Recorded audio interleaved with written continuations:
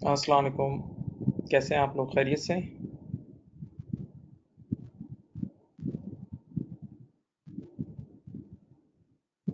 चलें जी, class start करते हैं।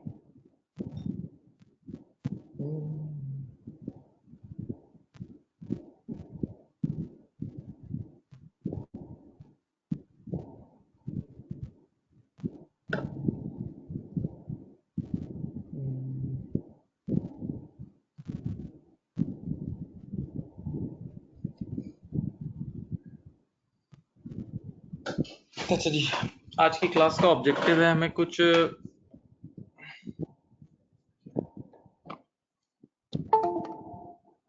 एमसीक्यूज करने। आई ए 16 से रिलेटेड कुछ एमसीक्यूज हमने करने हैं, ठीक है? राइट, चलें स्टार्ट करते हैं। एमसीक्यू नंबर 106 ये आपकी कैप्लन की एग्जाम किट में भी अवेलेबल है। आप उसमें देखना चाहें तो उसमें देख लें, वरना स्क्रीन पर भी रीडेबल होगा। चलो, कह रहे हैं एसेट रजिस्टर शोज। बेटा आप सबने पढ़ा हुआ है कि एसेट रजिस्टर क्या चीज होती है। एक तो होता है आपके लेजर्स, जो आपका फाइनेंस डिपार्टमेंट मेंटेन कर रहा होता है। Asset register admin department maintain कर रहा होता है, और उसमें हर इंडिविजुअल एसेट्स का और टोटल एसेट्स का भी, इंडिविजुअल और टोटल सबका रिकॉर्ड होता है, सही है, जिससे फिजिकल एग्जिस्टेंस भी वेरीफाई होती है। उसमें ये भी लिखा होता है कि एसेट आपका कहाँ लोकेटेड है। इतनी बड़ी कंपनीज होती हैं, उसके अंदर 500 एसीज हैं, तो आपको पता होना चाहिए ना एसी नंबर 1 किस रूम में इंस्टॉल है, एसी नंबर 2 कहाँ है, उसकी मेंटेनेंस कितने दिनों बाद होती है, उसकी सारी डिटेल्स उसमें होती है एसेट रजिस्टर, सही है। इसी तरह उसकी फाइनेंशियल डिटेल्स भी होती हैं। तो ये एक तरीके से रिकंसाइल भी करता है। कैसे रिकंसाइल करता है कि एसेट रजिस्टर में अगर हमारे पास शो हो रहा है ना कि 1 लाख रुपए का एसेट है, तो वही लेजर में भी नजर आना चाहिए, दोनों में सेम नजर आना चाहिए, सही है, ओके, राइट। तो अब इस क्वेश्चन में क्या हो रहा है कि एसेट रजिस्टर में कुछ और अमाउंट नजर आ रहा है, जबकि लेजर, जो फाइनेंस डिपार्टमेंट लेजर मेंटेन कर रहा है मशीन कॉस्ट का और एक्यूमुलेटेड डेप्रिसिएशन का, उसका बैलेंस कुछ और नजर आ रहा है। तो दोनों में डिफरेंस आ रहा है, तो उसकी वजह बतानी है। यानी इन चारों में से ऐसा कौन सा आंसर है जो उसकी वजह है, उस डिफरेंस की वजह है, सही है, ओके। चलो बिस्मिल्लाह करते हैं। The asset register shows a carrying amount of non-current asset of 85,600। देखें, एसेट रजिस्टर शो कर रहा है, मैं यहाँ लिखता हूँ, देखो इधर मैं लिख रहा हूँ एसेट रजिस्टर। एसेट रजिस्टर में जो एनबीवी या कैरिंग वैल्यू एक ही बात है। एसेट रजिस्टर में जो एनबीवी आ रही है वो कितनी है?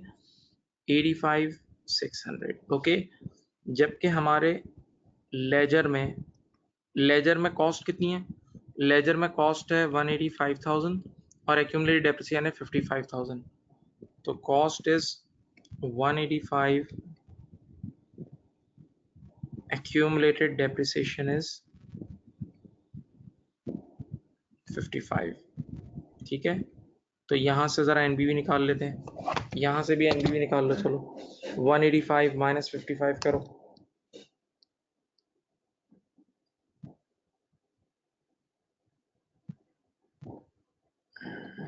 130, सही है जी। तो बेटा इधर देखें, आराम से आपको नजर आ रहा होगा कि लेजर बोल रहा है कि आंसर कितना है, एनबीवी 130 है, जबकि एसेट रजिस्टर बोल रहा है 85,600। यानी शॉर्टकट में एसेट रजिस्टर में कम एसेट्स नजर आ रहे हैं, जबकि लेजर में ज्यादा नजर आ रहे हैं। इसकी वजह क्या हो सकती है? आइए एक एक करके करते हैं सॉल्व। नंबर 1, पहला, the omission which of the following may explain, इसका रीजन बताना है। The omission of an addition of land costing 30,000 from the ledger account. सुनो भाई, आपने, तवज्जो, आपने एक असल में जमीन खरीदी थी, लेकिन वो आपने लेजर से ओमिट कर दी। तो आपने जमीन खरीदी थी तो लेजर को बढ़ाना चाहिए था। जमीन खरीदी थी, जमीन पीपी में आती है, जमीन is property plant and equipment, तो जमीन से लेजर बढ़ना चाहिए था, लेकिन आपने नहीं बढ़ाया। तो अब बढ़ा दें, चलो अब बढ़ाते हैं। देखो भाई, यहाँ लेजर को मैंने 30,000 से बढ़ाया, सही करने की कोशिश कर रहा हूँ, सही है। अच्छा, फिर कह रहा है and the omission of the disposal, एक डिस्पोजल हुआ था of an asset from the register, cost ये थी और एक्यूमुलेटेड डेप्रिसिएशन ये थी।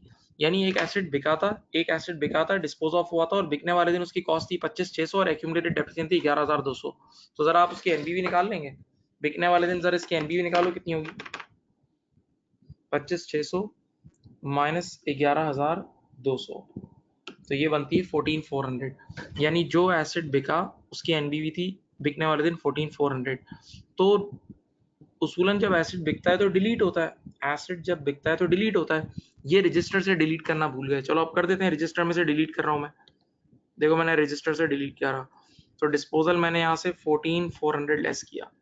अब देखते हैं, देखो इस एरर को सही करने के बाद बैलेंस हुआ नहीं हुआ, बैलेंस हुआ नहीं हुआ, देखते हैं इधर, ये 130 और 30 ये बना 160 और 85,600 माइनस 14,400 71,200, बेटा नहीं हुआ बैलेंस। बेटा आप देख सकते हैं, आंखें खोल के देख लें, ये बैलेंस नहीं हुआ है, ये बैलेंस नहीं हुआ है। पॉइंट नंबर ए से ये बैलेंस नहीं हुआ है, आराम से देख लें। तो point number A is not the answer, ठीक है।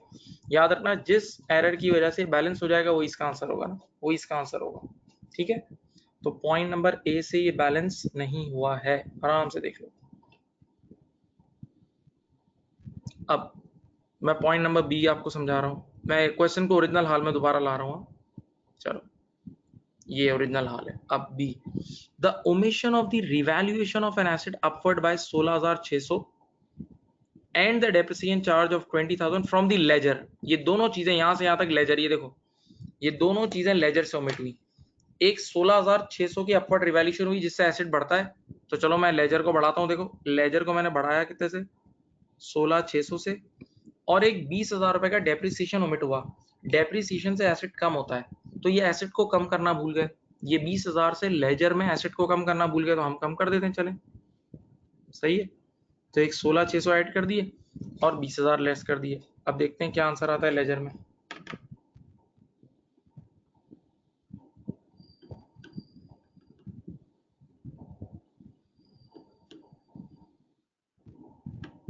वन 26,600, इन गलतियों को सही करने का दिया रहा है 126,600। अब बी पे ही हूँ, अभी बी पे ही हूँ, ये देखो, देखें यहाँ। अब कह रहे हैं and the omission of disposal of an asset with a carrying amount of 41,000 from register. भाई एक डिस्पोजल हुआ था 41,000 का, कैरिंग अमाउंट मींस एनबीवी। एक एसेट डिस्पोज ऑफ हुआ था और उसकी बिकने वाले दिन एनबीवी 41 थी।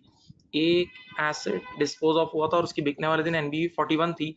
तो जो एसेट डिस्पोज ऑफ होता है तो उसको माइनस करते हैं ना, उसको डिलीट करते हैं, डिलीट। तो रजिस्टर से डिलीट करना भूल गए, रजिस्टर से डिलीट करना भूल गए। चलो अब कर देता हूँ, रजिस्टर से डिलीट करना भूल गए, अब कर देता हूँ। कितना है, 41,000 यहाँ से डिलीट करते हैं। चलो बेटा 85,600 माइनस 41,000 44,600। प्यारे बच्चों इस बार भी बैलेंस नहीं हुआ, देखो इस बार भी बैलेंस नहीं हुआ, आराम से देख लो, इस बार भी बैलेंस नहीं हुआ, डिफरेंस है, सही है। तो again this is also not your answer, B भी आपका आंसर नहीं है, बी भी आपका आंसर नहीं है।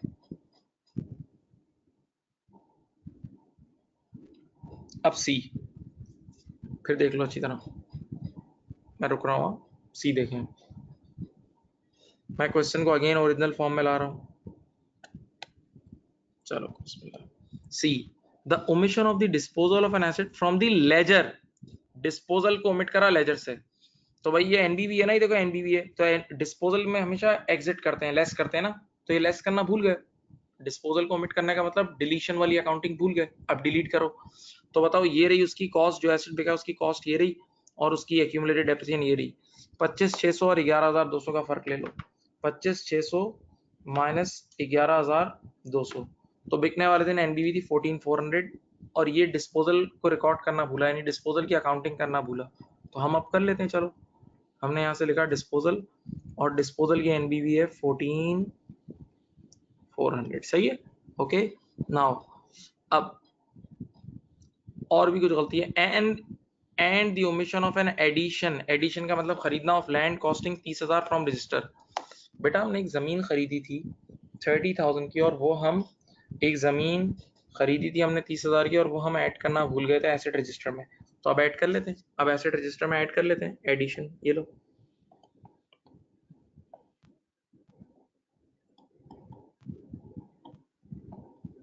$85,600 प्लस 30 कितना होता है,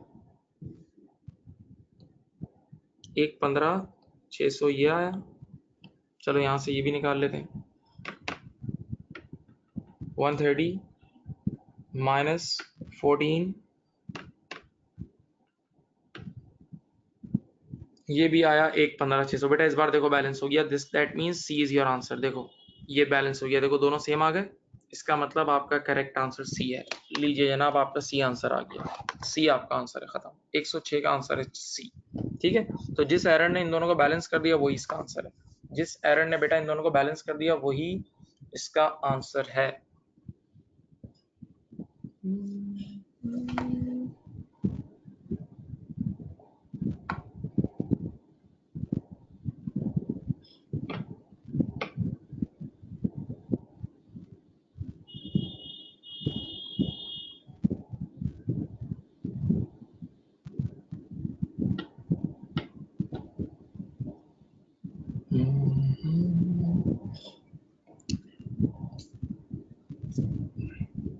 अब क्वेश्चन नंबर 107, क्वेश्चन नंबर 107, आराम आराम से चलें बिल्कुल। 107 में क्या है, कह रहे हैं ये रिवैल्यूएशन से रिलेटेड है।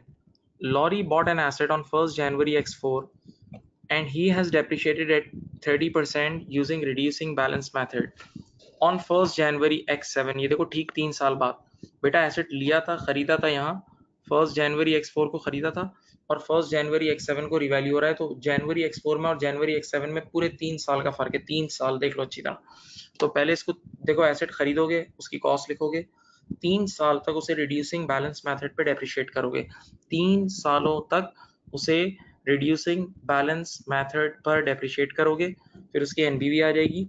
उस एनबीवी को मार्केट वैल्यू से कंपेयर करके आपको रिवैल्यूड पता लग जाएगा कि अपवर्ड हुआ है डाउनवर्ड, सही है। तो आपको बेसिकली एंट्री बनानी है, सब हो जाएगा। आइए करते हैं, बिस्मिल्लाह करते हैं। चलो क्या लिखा है बेटा, मैंने 3 साल डेप्रिशिएट करना है। देखो मैंने लिखा कॉस्ट 2,35,000, ठीक है। डेप्रिसिएशन ईयर एंडेड, पहले साल का नाम क्या होगा, दिसंबर X4 at the rate 30%, at the rate 30%, 235 into 0.3, 70,500, ठीक है। ये पहले साल की डेप्रिसिएशन आ गई। अब देखें बेटा एनबीवी कितनी बची, 164,500 बची, सही है, ओके। फिर अब देखें अगला साल, आपने लिखा, देखते रहे, डेप्रिसिएशन ईयर एंडेड दिसंबर X5 30%। अच्छा बेटा, रिड्यूसिंग बैलेंस मेथड का मतलब होता है परसेंटेज ऑन एनबीवी, परसेंटेज ऑन, तो 164,500 इंटू 0.3 यानी 30%, 49350, ओके।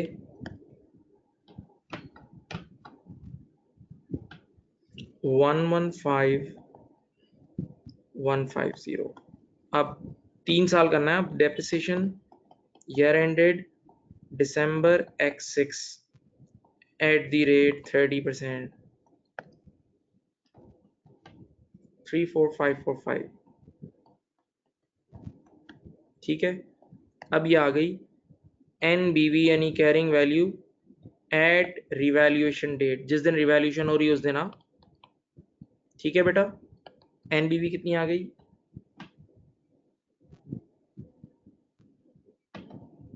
ये आ गई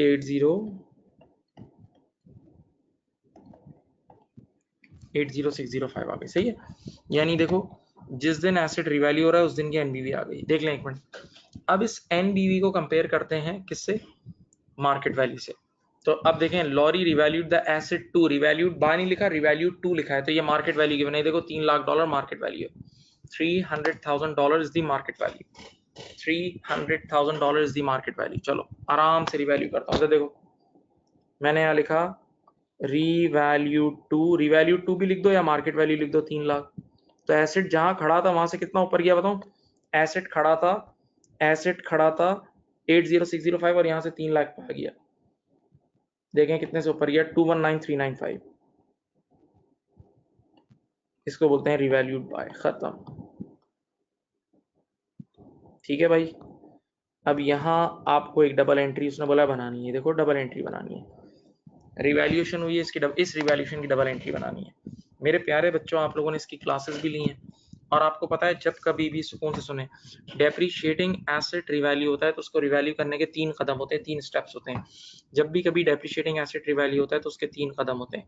स्टेप नंबर वन सुने, आप चेक करते हो अपवर्ड हुआ है डाउनवर्ड, तो अपवर्ड हुआ है ना बेटा। तो अगर फर्स्ट टाइम अपवर्ड रिवैल्यूएशन होता है तो इक्विटी में जाता है, इक्विटी का मतलब रिवैल्यूएशन रिजर्व में जाता है। फर्स्ट टाइम अपवर्ड रिवैल्यूएशन होता है तो इक्विटी में जाता है, नहीं रिवैल्यूएशन रिजर्व में जाता है। तो कितना रिवैल्यूएशन रिजर्व होगा, 219395, इतने से बड़ा है, देखो यहाँ मैंने लिखा रिवैल्यूएशन रिजर्व या रिवैल्यूएशन सरप्लस क्रेडिट 219395, ऐसा ही है पक्का। अब स्टेप नंबर 2 याद करो, जब कभी भी हम किसी डेप्रिशिएटिंग एसेट को रिवैल्यू करते हैं, जब कभी भी हम किसी डेप्रिशिएटिंग एसेट को रिवैल्यू करते हैं तो उसकी आज तक की डेप्रिसिएशन यानी एक्यूमुलेटेड डेप्रिसिएशन को रीसेट टू निल कर देते हैं। आज तक की डेप्रिसिएशन यानी एक्यूमुलेटेड डेप्रिसिएशन को रीसेट टू निल कर देते हैं, बेटा याद है। तो बेटा इसकी आज तक की डेप्रिसिएशन कितनी है, देखो अब आंखें खोल लो, आंखें खोलो, जिंदा हो। एक ये थी, 1 2 और 3, ये देख लो 3, ये 3 बार डेप्रिशिएट किया था। तो आप इन तीनों को ऐड कर लो, अपने जहां भी बैठे हो वहां कैलकुलेटर में ऐड करो। 70,000 70,500 एक तरफ लिखना, 70,500 एक तरफ लिखेंगे, एक तरफ लिखेंगे 49350 और एक तरफ लिखना 34545। इन तीनों को अगर आप मिला लोगे तो आपकी एक्यूमुलेटेड डेप्रिसिएशन आ जाएगी। इन तीनों को अगर आप मिला लोगे तो आपकी एक्यूमुलेटेड डेप्रिसिएशन आ जाएगी विच इज 154395। जहां बैठे हो वहां उसको कर लो एडजस्ट, जहां बैठे हो वहां आप देख लो। ये 3 सालों की डेप्रिसिएशन को मिला लोगे तो आज तक की एक्यूमुलेटेड डेप्रिसिएशन आ जाएगी, और इस एक्यूमुलेटेड डेप्रिसिएशन को रीसेट टू निल करना है, खत्म करना है। अच्छा बेटा, एक्यूमुलेटेड डेप्रिसिएशन एक कॉन्ट्रा एसेट होता है, तो खत्म होगा तो डेबिट होगा ना। तो ये देखो ये हो जाएगा कितना, 154395, 154395 से एक्यूमुलेटेड डेप्रिसिएशन डेबिट। ओके, अब बेटा पहला स्टेप क्या होता है, चेक करते हैं अपवर्ड है या डाउनवर्ड। अपवर्ड है तो इक्विटी में बुक करा, कर दिया, रिवैल्यूएशन रिजर्व बुक कर दिया। नंबर 2, जितनी भी एक्यूमुलेटेड डेप्रिसिएशन है उसको रीसेट टू निल कर दिया। और नंबर 3, अब देखो इन दोनों में जो भी बैलेंसिंग फिगर है, जहां भी, यूं बोल रहा हूं, देखो जिस साइड पर भी जितने की भी कमी है, जिस साइड पर भी जितने की भी कमी है उसको एसेट के अकाउंट में ले जाओ, एसेट के अकाउंट में ले जाओ। तो एसेट का नाम है नॉन करंट एसेट। तो अब देखो डेबिट साइड पे कमी है तो यहाँ लिख दो नॉन करंट एसेट। एक मिनट, दोनों में डिफरेंस ले लेते हैं।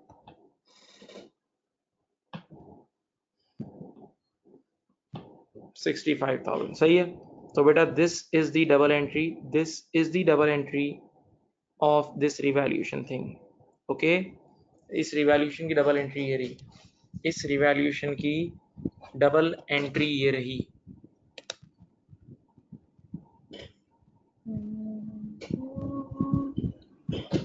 ठीक है, आंसर क्या होगा, मैं आंसर आपको बता देता हूं। आंसर होगा इसका ए।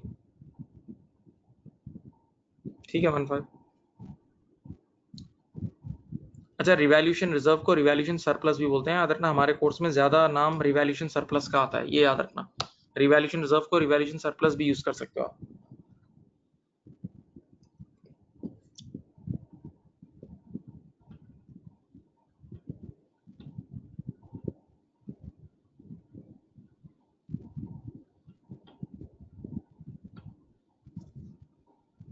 देख लो, मैं फिर एक आध मिनट खामोश हूँ, चुप हूँ मैं, आप देख लें ताकि आप एनालाइज करें इसे।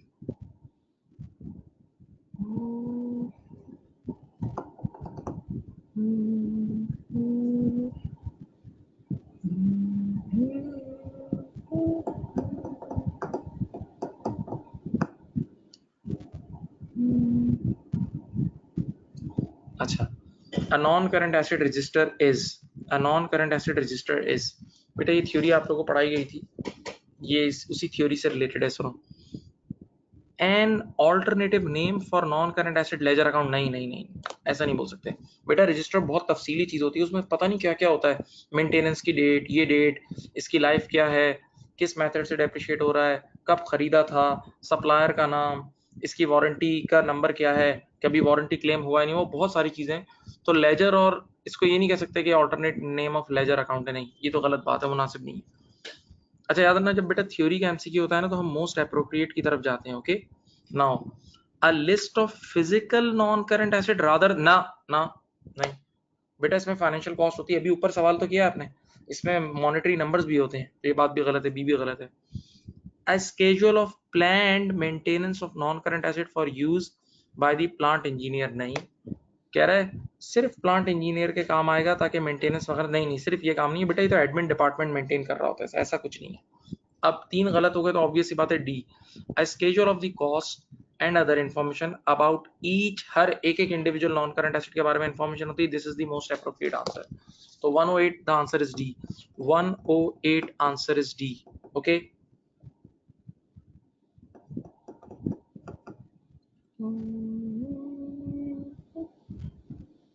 अब क्वेश्चन नंबर 110, क्वेश्चन नंबर 110 बेटा, ये जो सवाल है ना, ये हमेशा मैं अपने लेक्चर में क्लास में कराता हूँ, ऐसे 2 सवाल आप लोगों को हमेशा कराए जाते हैं, रूटीन है ये, सही है। तो ये मैंने उस टाइम क्लास में रेफरेंस भी दी थी, किट में भी आता है, तो यहाँ भी आया, और ये प्रोरेटा बेसिस है, यानी मंथली बेसिस पे। देखो monthly basis, pro rata basis means monthly basis, pro rata basis means monthly basis. Okay, अच्छा देखें, फाइनेंशियल अकाउंटिंग में the accounting period is very very important. तो बेटा अकाउंटिंग पीरियड क्या है? The plant and equipment account in the records of C company for the year ended 31 December. देखो बेटा, आपका अकाउंटिंग पीरियड सबसे पहले ड्रॉ कर लो, ये रहा, देखें, this is your accounting period.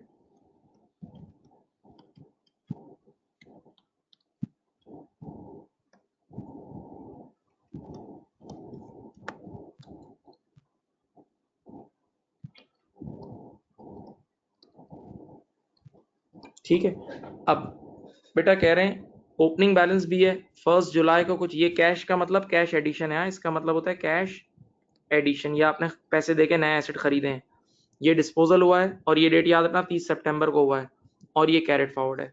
Company policies to charge straight line, straight line का मतलब percentage on cost, straight line का मतलब सबको पता है percentage on cost, depreciation at the rate 20% per year on pro rata basis, on pro rata basis, on pro rata basis 20% per year on pro rata, on pro rata basis, on pro rata basis, सही है।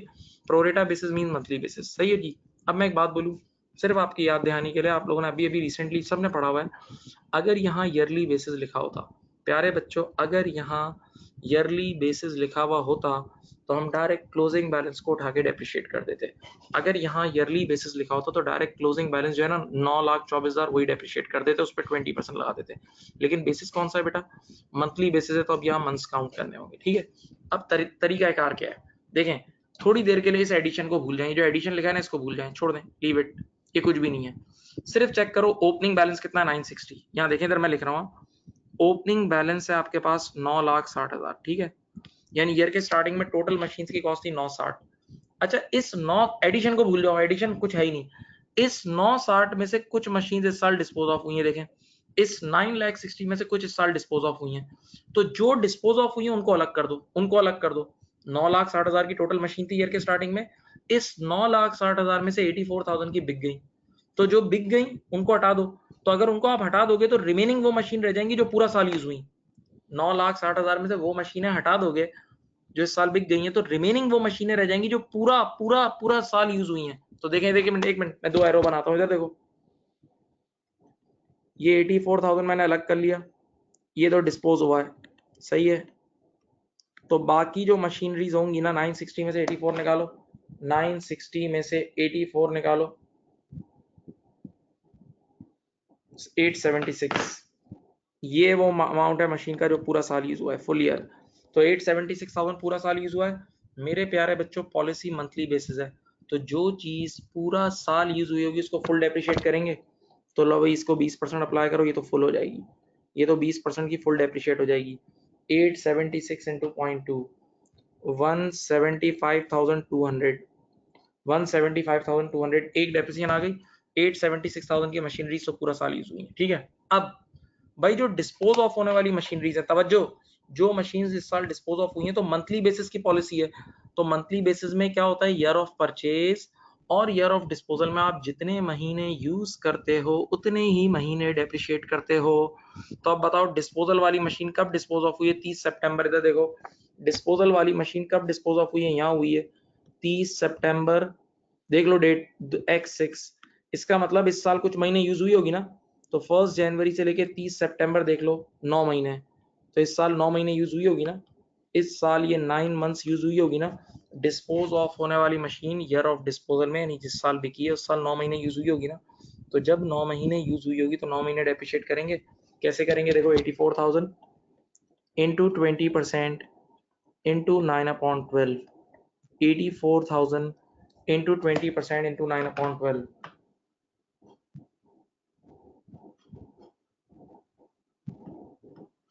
12,600। लो भाई ये दो डेप्रिसिएशन आ गई। तो वो मशीन भी मैंने निपटा दी जो पूरा साल यूज हुई, उनको भी निपटा दिया। जो पूरा साल यूज हुई उनको भी निपटा दिया, जो बिकी उसको भी निपटा दिया, दो डेप्रिसिएशन तो निकाल दिए। अब आखिरी चीज रह गई है, सोचें, और वो रह गई एडिशन अलग से। तो एडिशन की तारीख पढ़ो, आखिरी चीज रह गई है एडिशन। एडिशन की तारीख है 1 जुलाई। इधर देखो, तो एडिशन हमने कब किया? ईयर के मिड में। ये देखो, ये रहा 1 जुलाई को एडिशन किया है। तो 1 जुलाई का मतलब यहाँ खरीदी है तो ईयर एंड तक 6 महीने यूज हुई है। भाई जो एडिशन हुई है मैंने कहा था ना उसको अलग रखना, जो एडिशन हुई है मैंने उसको कहा था अलग रखना। तो एडिशन 1 जुलाई को हुई है, तो बेटा 1 जुलाई से 31 दिसंबर तक डियर स्टूडेंट 6 महीने यूज हुई है, तो बस 6 महीने से डेप्रिशिएट करेंगे। आ जाओ, एडिशन 48,000 की हुई है, ये देखो मैं यहाँ लिख देता हूँ।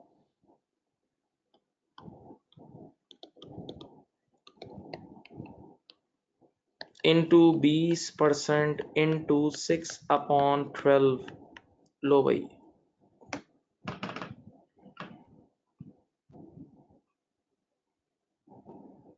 4800 ये आ गई।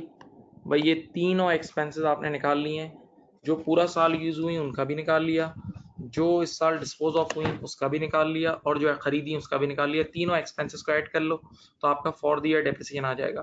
तीनों डब्बों को ऐड कर लो, एक ये डब्बा, एक ये डब्बा और एक ये डब्बा, तो आपका इस साल का डेप्रिसिएशन एक्सपेंस आ जाएगा। ठीक है, एक है आपके पास 175,200, दूसरा है 12,600, और तीसरा है बेटा आपके पास 4,800, 192,600। इन तीनों को ऐड करोगे तो योर आंसर विल बी 192,600।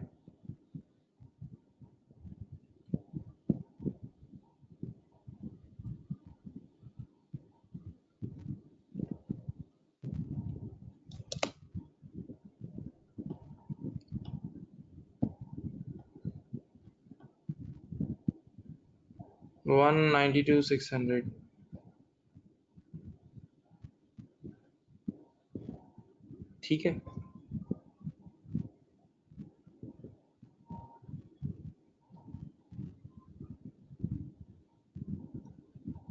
देख लो बेटा, ये आपने पहले भी किए हैं सवाल।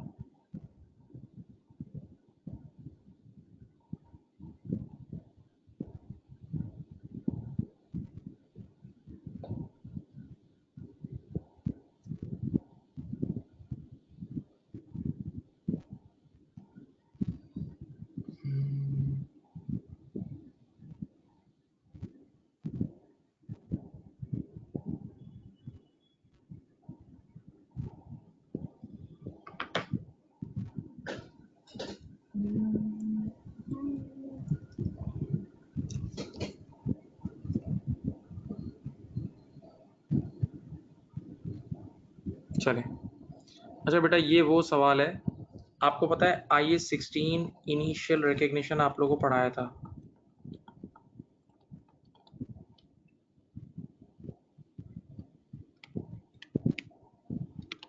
बिल्कुल, IS-16 के पहले लेक्चर में इनिशियल रिकग्निशन पे पढ़ाया था कि IS-16 का जब एसेट हम खरीदते हैं तो उसको ओरिजिनल कॉस्ट जितने में खरीदा plus all expenditure that are necessary to bring asset in useful in working condition, हर वो खर्चा कि जिसके बगैर एसेट का वर्किंग कंडीशन में आना नामुमकिन हो वो भी कैपिटलाइज होता है।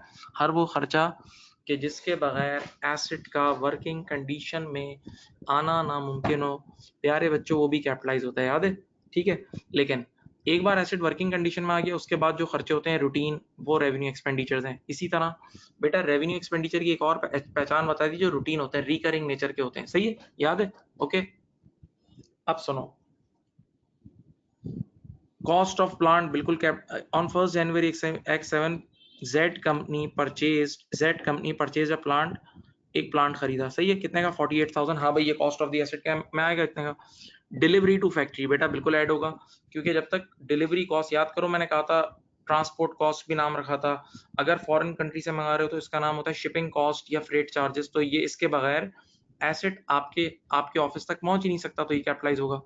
अच्छा बेटा, ये क्या लिखा है, 1 ईयर वारंटी कवरिंग ब्रेकडाउन, नहीं, इट्स लाइक इंश्योरेंस। ये एक इंश्योरेंस है कि आपने इंश्योरेंस करा लिए कि अगर कभी एसेट खराब हो गया तो ये इंश्योरेंस कंपनी क्लेम दे देगी। तो ये अगर ये इंश्योरेंस नहीं भी कराते तो भी आप एसेट ऑन कर सकते हो, सही है। और इंश्योरेंस कराना एक रूटीन एक्सपेंडिचर है। ये इंश्योरेंस इन ट्रांजिट नहीं है। एक होता है इंश्योरेंस इन ट्रांजिट, एसेट को लाते हुए रास्ते का इंश्योरेंस, वो कैपिटलाइज होता है। लेकिन ये तो रूटीन इंश्योरेंस है जो लगने के बाद आपने पूरे साल के लिए कराया है। तो बेटा this is the revenue expenditure ना, ये कैपिटलाइज नहीं होगा। अब modifications to the factory building costing 2200 were necessary to enable the plant to be installed। हाँ, ये इंस्टॉलेशन कॉस्ट है बेटा। आप इंस्टॉलेशन कॉस्ट जब तक नहीं लगाओगे प्लांट ऑन ही नहीं होगा, एसी ऑन ही नहीं होगा। तो इंस्टॉलेशन कॉस्ट के बगैर भी एसिड का वर्किंग कंडीशन में आना नामुमकिन है। इंस्टॉलेशन कॉस्ट के बगैर भी एसिड का वर्किंग कंडीशन में आना नामुमकिन है। इंस्टॉलेशन कॉस्ट के बगैर भी एसिड का वर्किंग कंडीशन में आना नामुमकिन है। ओके, सही।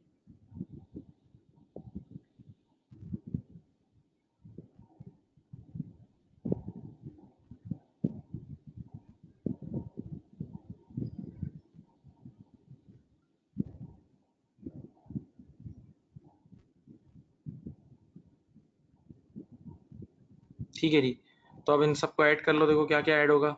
48,400 में 400, 48,000 में 400 मिलाएं, 48,400 हो जाएगा। और अल्लाह खुश रखे, इसमें आप 2200 रुपये और ऐड कर लो, तो 48,400 plus 2200, this will give you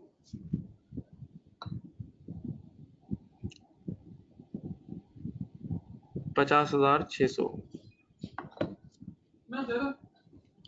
50,600, 50,600, 50,600। Okay, तो बेटा ये आपका कैपिटलाइज अमाउंट आ जाएगा, ये आपका कैपिटलाइज्ड अमाउंट आ जाएगा।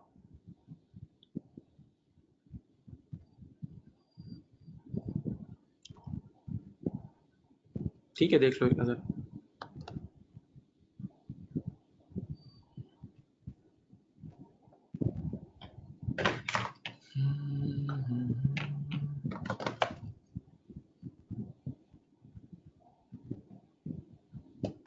नेक्स्ट, इजी सवाल है, इतना मुश्किल नहीं है।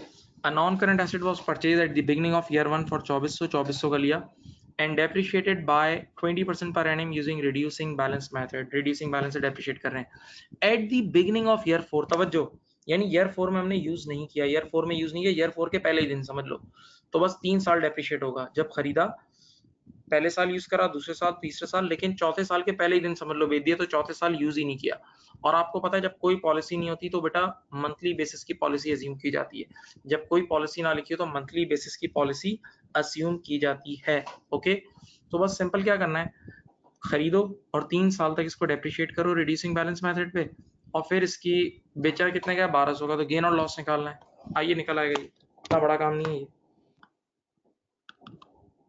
2400, यहाँ देखें, ईयर 1 की डेप्रिसिएशन एट द रेट 20%, 2400 का 20% होता है 480, ये लेस करोगे 1920 आ जाएगा।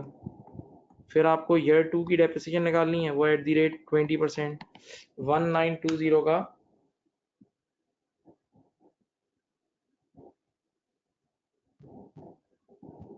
384,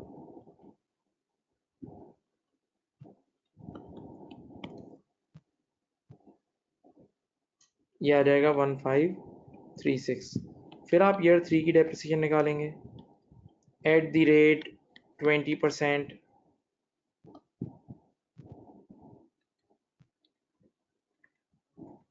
307.2।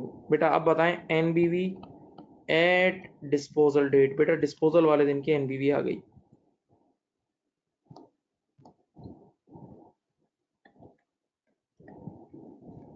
ठीक है, 1228.8, 1228.8, 1228.8।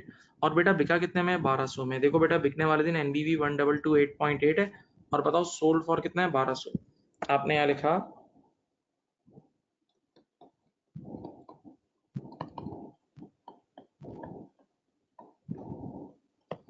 बेटा 1228.8 इसकी एनबीवी है और बिका है सस्ते में, यानी एनबीवी ज्यादा है बिका कम में है, तो 28.8 is your loss on disposal. 28.8 is your loss on disposal. Okay, 28.8 is your loss on disposal. So answer is B. Answer is B. Answer is B.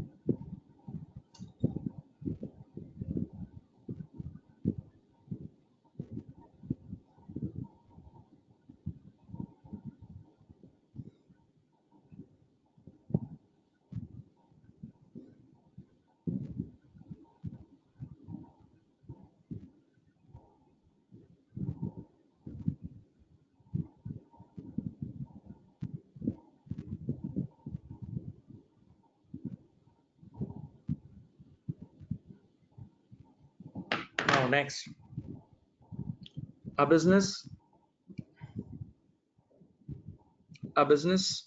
non-current asset had a carrying amount of 125,000, which had an asset which had cost 12,000 was sold for 9,000 at a profit of 2,000. What is the revised carrying amount of non-current asset? सही है, ठीक है. अब देखें, आप यूं समझें कि आपके पास ये एक एनबीवी गिवन है. मैं एनबीवी का अकाउंट बना के समझाता हूँ. कैरिंग अमाउंट का मतलब एनबीवी होता है. पहले एक बात जहन में डालो, पक्की डालो. कैरिंग अमाउंट का मतलब होता है एनबीवी. तो याद है तुम लोगों को क्लास में एनबीवी का अकाउंट बनाना सिखाया गया है. तो ओपनिंग एनबीवी कितनी है? 125,000. सही है. अच्छा मेरी बात सुनो, ना कोई एडिशन हुआ है, अभी कोई एडिशन नहीं हुआ, ना इस साल का कोई डेप्रिसिएशन के बारे में बोला है, बस एक डिस्पोजल का इवेंट हुआ. ये रहा, देखो ये डिस्पोजल. तो डिस्पोजल के इवेंट की वजह से हमेशा डिलीशन ही होती है. अल्लाह के बंदो, डिस्पोजल के इवेंट की वजह से हमेशा गेम डिलीशन होती है. डिलीशन यानी डिलीट करते हैं आप. सही है. तो अब जब ये एनबीवी का अकाउंट है तो यहां से बाहर भी क्या निकलेगी? डिस्पोजल की एनबीवी. जब एनबीवी का अकाउंट है तो डिस्पोजल की एनबीवी यहां से बाहर जाएगी. हाँ भाई ऐसा ही है. बस अब आप यहाँ ये देखो, इन्फॉर्मेशन यहाँ से लेके यहाँ तक से आप डिस्पोज ऑफ होने वाले एसेट की एनबीवी निकाल लें आराम से. जल्दी नहीं करें, आराम से डिस्पोज ऑफ होने वाले एसेट की एनबीवी निकाल लें. हमें पता है कि वो एसेट बिका है 9 में और गेन हुआ है, प्रॉफिट हुआ है. इधर देखो, मैं यहाँ लिखता हूँ, इधर वर्किंग कर रहा हूँ. देखो ये रही कैश प्रोसीड कितनी है? 9,000 और गेन ऑन डिस्पोजल हुआ है 2,000 का. कोई बता सकता है कि एक एसेट हमने बेचा 9 का और बेचने पर 2,000 का गेन हुआ, तो इसका मतलब एनबीवी कम होगी ना. बिकने वाले दिन एनबीवी होगी 7. सोचो ना यार, बिकने वाले दिन एनबीवी कितनी होगी? 7,000. बिकने वाले दिन एनबीवी 7,000 होगी. 9 का बिका तभी तो 2 का गेन हुआ. एनबीवी 7 होगी, बिका 9 का तभी तो 2 का गेन हुआ. हाँ, तो जो एसेट बिका है बेटा उसकी एनबीवी 7,000 है ना. लो ऊपर के एनबीवी के अकाउंट में से 7,000 रुपए निकाल दो, खत्म हो गया. तो 1,25,000 की ओपनिंग एनबीवी थी और जो एसेट गया उसकी एनबीवी थी 7,000. तो क्लोजिंग एनबीवी आ जाएगी, देखो निकाल लो कितनी. 125 माइनस 7 इज 118,000. सही है, ये आंसर है. अच्छा अगर किसी को अकाउंट वर्क की फॉर्म में ना भी करना हो तो वैसे कर ले, ऐसे ही लिख के स्टेटमेंट की फॉर्म में कर ले. ओपनिंग एनबीवी 125 लेस डिस्पोजल्स एनबीवी, तो आपके पास आ जाएगी क्लोजिंग एनबीवी.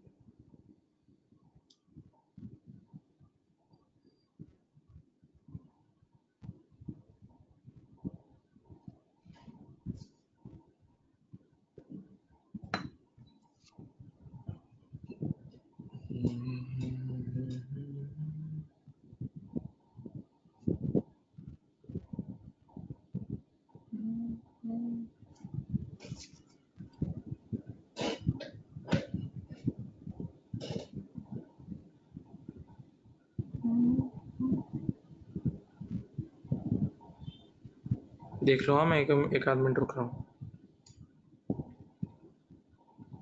अच्छा जी, अब जरा सुनो, अब याद, अल्लाह करे याद आए लेक्चर. देखो सब लेक्चर दिया है आप लोगों को. वंस अगेन इनिशियल रिकग्निशन का सवाल आया कि जब हम नॉन करंट एसेट को बाय करते हैं तो ओरिजिनल कॉस्ट प्लस हर वो खर्चा के जिसके बगैर एसेट का वर्किंग कंडीशन में आना नामुमकिन हो, वो कैपिटलाइज होता है। सही है। तो अब देखो इसमें एक दो नई चीजें भी जरा आएंगी, सुनो। W company bought a new printing machine from abroad. The cost of the machine was 80,000. Original cost कितनी है? 80। ये तो आएगी। सही है। इंस्टॉलेशन कॉस्ट, ऑब्वियस सी बात है, इंस्टॉलेशन कॉस्ट के बगैर एसेट का वर्किंग कंडीशन में आना नामुमकिन है, तो बेटा इंस्टॉलेशन कॉस्ट ऐड हो जाती है।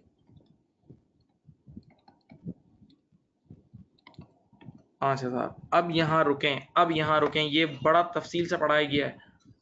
ये लिखा है and the employees receive specific training. याद है स्टाफ ट्रेनिंग कॉस्ट मैंने पढ़ाया था, कभी भी कैपिटलाइज नहीं होगी।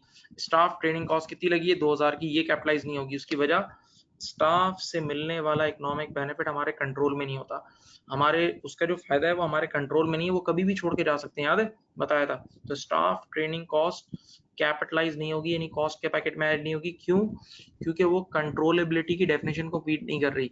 एसेट्स, बेटा एसेट क्या चीज होती है? Resources controlled by the entity. Asset की डेफिनेशन है resources controlled by the entity, तो कंट्रोल में होना जरूरी है। एसेट के लिए रिसोर्स का कंट्रोल में होना जरूरी है, रिसोर्स का कंट्रोल में होना जरूरी है। हाँ, तो बेटा अब ये हमारे कंट्रोल में नहीं होता ना, एम्प्लॉइज से मिलने वाला इकोनॉमिक बेनिफिट, तो ये कैपिटलाइज नहीं होगा। ये पढ़ा चुका हूँ, दो बार पढ़ा है। एक बार IAS 38 में ही बताया था और एक बार 16 में तो लाजमी बताया है। ठीक है, तो ये कैपिटलाइज नहीं होगा। अब before using the machine to print customers order, a test was undertaken which use up paper and ink costing 1000। अब एक बात सुनो, ये एक छोटी सी चीज है। एक चीज होती है जिसको हम बोलते हैं प्री प्रोडक्शन टेस्टिंग। बेटा कुछ ऐसे एसेट्स भी होते हैं कि जिनकी मशीन पे लिखा हुआ होता है कि आप इसको नॉर्मल काम स्टार्ट करने से पहले आपको कुछ जाया करना होगा, यानी कुछ आपने इंक डाल के जाया करनी होगी, कुछ मटेरियल जाया करना होगा, तब जाके ये अपनी नॉर्मल परफॉर्मेंस पे आएगा। तो अगर आपको अपनी नॉर्मल परफॉर्मेंस पे लाना है, यानी वर्किंग कंडीशन में लाना है, तो ये नुकसान आपने करना होगा। अगर आपको इसको अपनी नॉर्मल वर्किंग कंडीशन में लाना है तो ये नुकसान आपने करना होगा। तो बेटा ये वो कॉस्ट है टेस्टिंग की कि इसके बगैर एसिड वर्किंग कंडीशन में नहीं आ सकता, तो ये भी कैपिटलाइज होता है और इसको बोलते हैं प्री प्रोडक्शन टेस्टिंग। मैं फिर बोलता हूँ बेटा, ओरिजिनल क्राइटेरिया क्या था? हर वो खर्चा कि जिसके बगैर एसिड का वर्किंग कंडीशन में आना नामुमकिन हो, वो सब कैपिटलाइज होता है। तो बेटा ये एक ऐसा टेस्ट होता है प्री प्रोडक्शन टेस्टिंग कि मशीन पे ही लिखा होता है कि पहले इतने 1000 यूनिट जाया करो, उसको लॉस करो, तब जाके वो ओरिजिनल हाल में आएगा। ठीक है, राइट, ओके। तो ये वो कॉस्ट है कि जिसके बगैर एसिड का वर्किंग कंडीशन में आना नामुमकिन है, तो ये भी कैपिटलाइज होता है और इसको बोलते हैं प्री प्रोडक्शन टेस्टिंग। इसको कहते हैं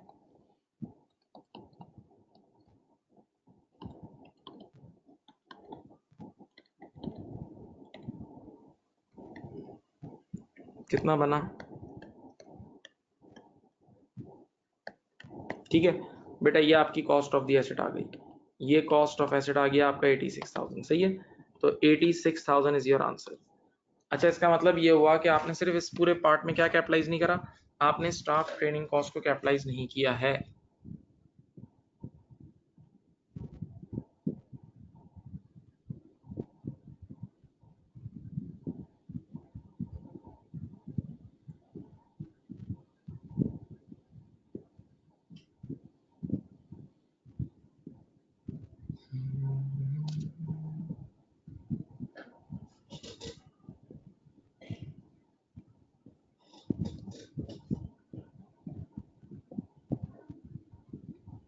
नाउ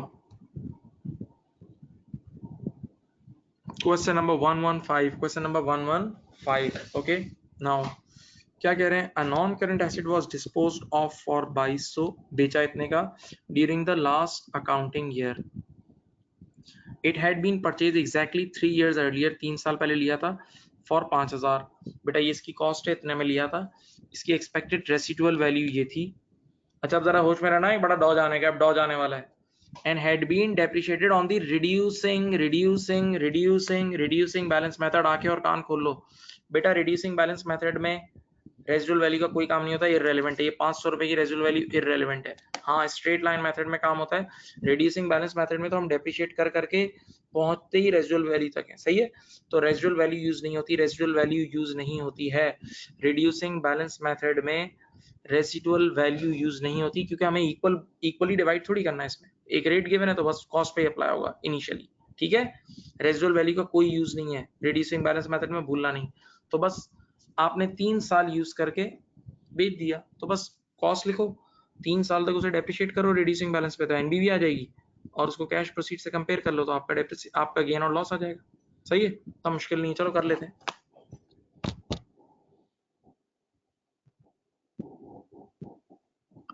ओरिजिनल कॉस्ट है 5000 और ये है ईयर 1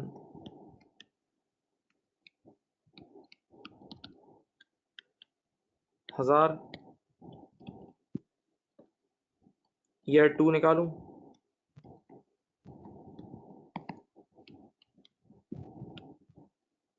4000 का 20% कितना होता है 800, रिड्यूसिंग है हाँ भाई।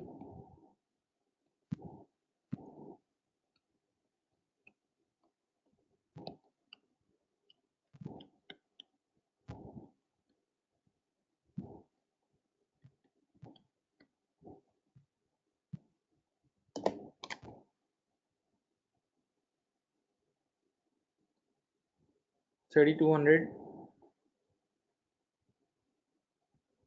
2560,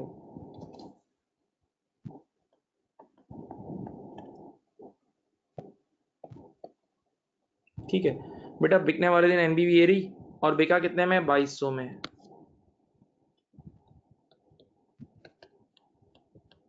तो सीधी सी बात है लॉस हो गया कितना 2560 माइनस 2200, 360 का लॉस हुआ, ये रहा answer.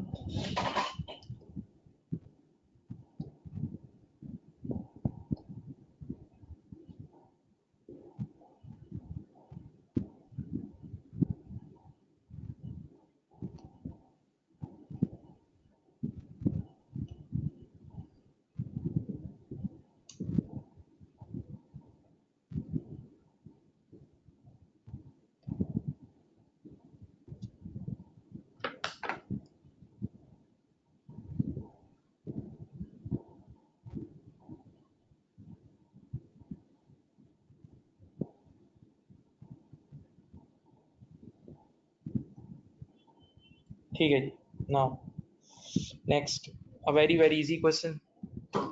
Eight the end of the financial year, बहुत ही आसान सवाल है बेटा। Company at the following non current asset, बेटा लैंड एंड बिल्डिंग की कॉस्ट कितनी है, लैंड एंड बिल्डिंग की कॉस्ट है 10,400, एसेट की कॉस्ट है 10,400, और उसकी एक्यूमुलेटेड डेप्रिसिएशन कितनी है 0.12। चलो मैं मिलियंस में ही कर लेता हूँ, तो कॉस्ट 10.4 है, कॉस्ट 10.4 है, एक्यूमुलेटेड डेप्रिसिएशन यानी आज तक की डेप्रिसिएशन है 0.12, एक्यूमुलेटेड डेप्रिसिएशन है 0.12। जरा देखें बेटा एनबीवी क्या होगी रिवैल्यूएशन वाले दिन, 10.4 minus 0.12 is 10.28, 10.4 minus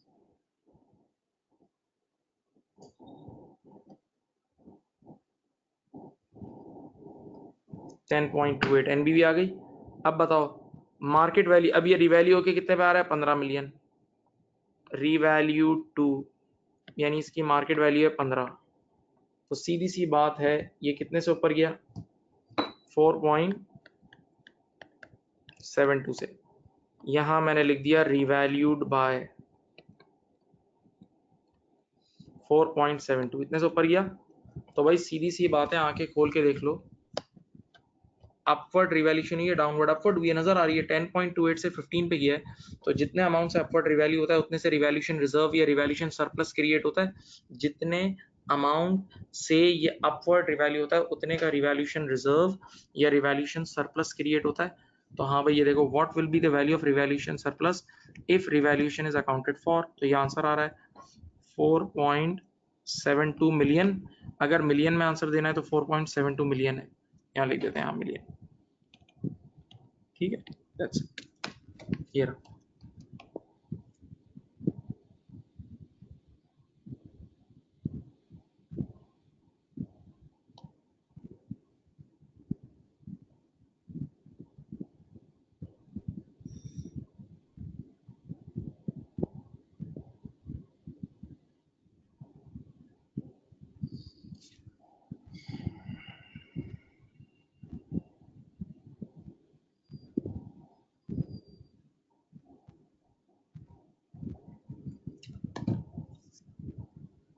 now next, which of the following should be accounted for as a capital expenditure? Capital expenditure इनमें से कौन सा है? बेटा आप लोग को एक क्लास में जब IAS 16 की फर्स्ट क्लास हुई थी तो कैपिटल और रेवेन्यू एक्सपेंडिचर का फर्क बताया था। बेटा कैपिटल एक्सपेंडिचर या तो नॉन करंट एसेट खरीदने को कहते हैं, फर्स्ट टाइम कोई नॉन करंट एसेट खरीदा हो वो, या फिर इम्प्रूवमेंट आ रही हो, अब ये जरा बात को सुनना है, इस पे बड़ी काम की बातें हैं। अब सबसे पहले कह रहा है the cost of painting a building. मैंने ये क्लास में शायद एग्जांपल भी दी है कि हम लोग हर 6 महीने बाद अपने इंस्टीट्यूट को रीपेंट करते हैं, पेंट कराते हैं, सही है। तो अब देखो इधर, ओरिजिनली पेंट सही था, बच्चों के यूज कर करके वो पेंट खराब हुआ। देखो मेरी वीडियो में, देखो मेरी वीडियो में प्लीज, ओरिजिनली पेंट सही था, बच्चों के यूज होने की वजह से वो खराब हुआ, तो हम रीपेंट करके बस उसको ओरिजिनल ओरिजिनल हालत में ला रहे होते हैं, हम कोई इसे इंप्रूव नहीं कर रहे होते। तो बेटा ये आंसर नहीं होगा, ये एक रेवेन्यू एक्सपेंडिचर है पेंट कराना, सही है। अच्छा, इसी तरह बी पार्ट, द रिप्लेसमेंट, एक मिनट, ये नहीं कह रहा कि पहली बार खरीदा, इसका मतलब क्या हुआ? इधर देखो विंडो लगी हुई थी, यूज हो के खराब हुई, विंडो लगी हुई थी, यूज हो के खराब हुई, हमने उसको रिप्लेस करके बस उसके ओरिजिनल हाल में ले आए। रिप्लेस का मतलब वही उसी क्वालिटी का वापस ले आए। तो यहाँ भी कोई इंप्रूवमेंट की बात नहीं लिखी, तो ये भी बेटा कैपिटलाइज नहीं होगा, ये भी कैपिटलाइज नहीं होगा, सही है। हाँ, अनटिल अनलेस ये यूं बोले कि पुरानी विंडो बहुत लो क्वालिटी की लगी हुई थी और नई बड़ी हाई क्वालिटी की हमने लगाई है, तो फिर अलग बात है। यानी चाइना के कंप्रेसर से हम जापानीज कंप्रेसर पे आ गए। The purchase of a car by a dealer for resale, नहीं बेटा, अगर आप गाड़ी रीसेल की नियत से ले रहे हो तो वो तो इन्वेंटरी है।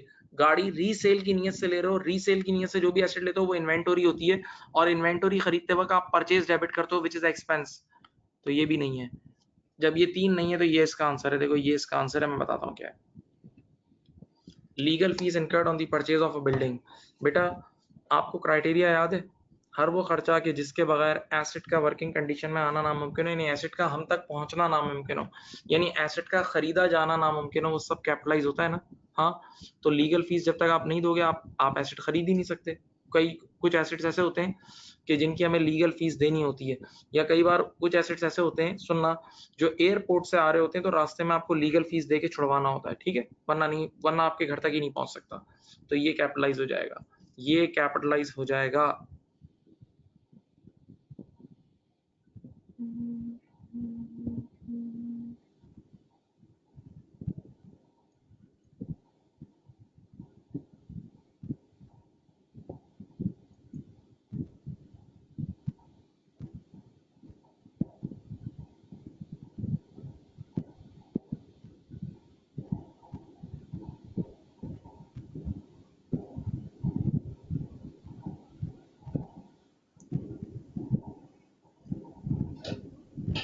अब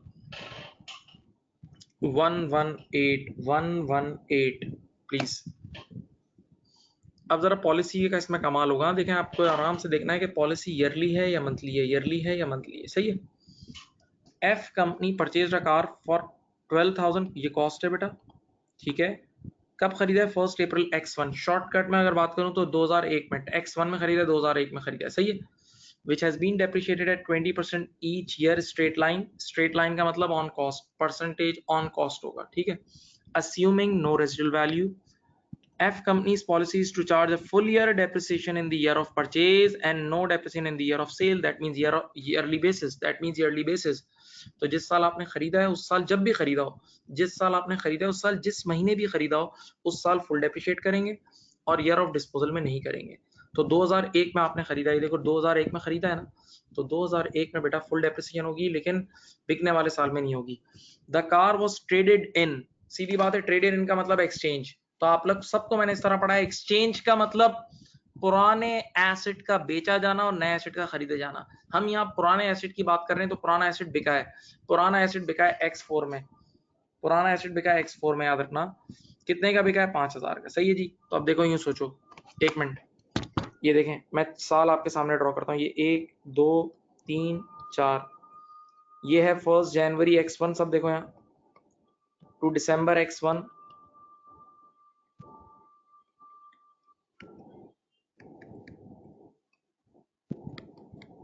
ठीक है। एक मिनट, आजान हो रही है, मैं खामोश।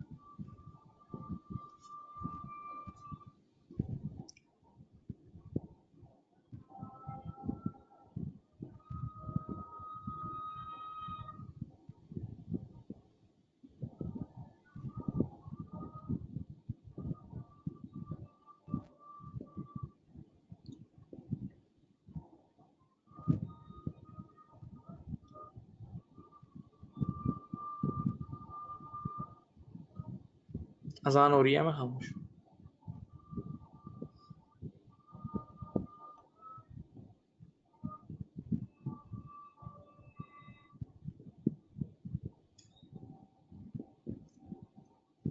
चलें बेटा, ये आपके पास 4 अकाउंटिंग पीरियड नजर आ रहे हैं। अब आपने यहाँ 1 अप्रैल X1 को खरीदा था, सही है।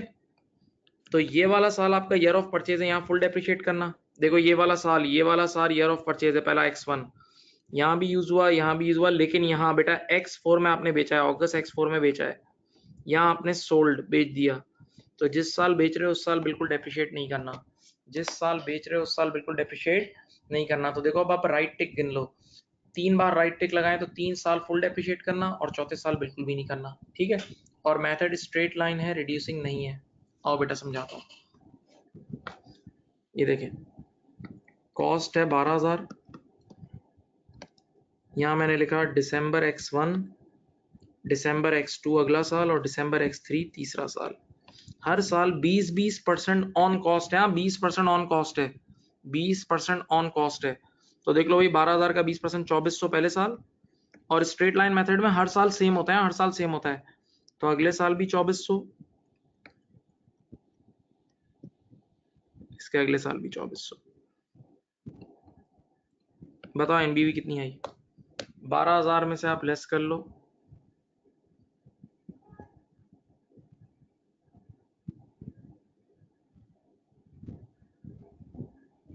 4800 की एनबीवी आ गई।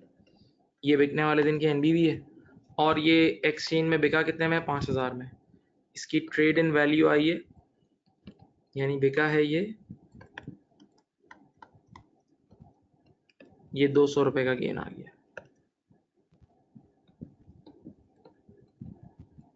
ये 200 रुपए का गेन आ गया।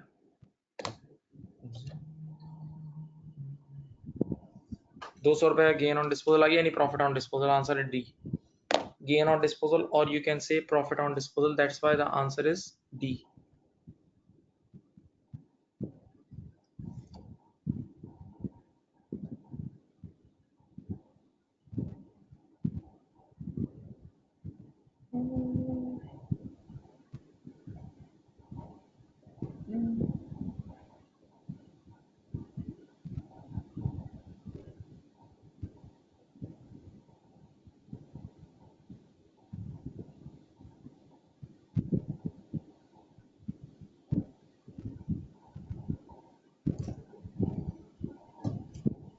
देख लो बेटा, अगर कोई मसला है देख लो, अच्छी तरह देख लो।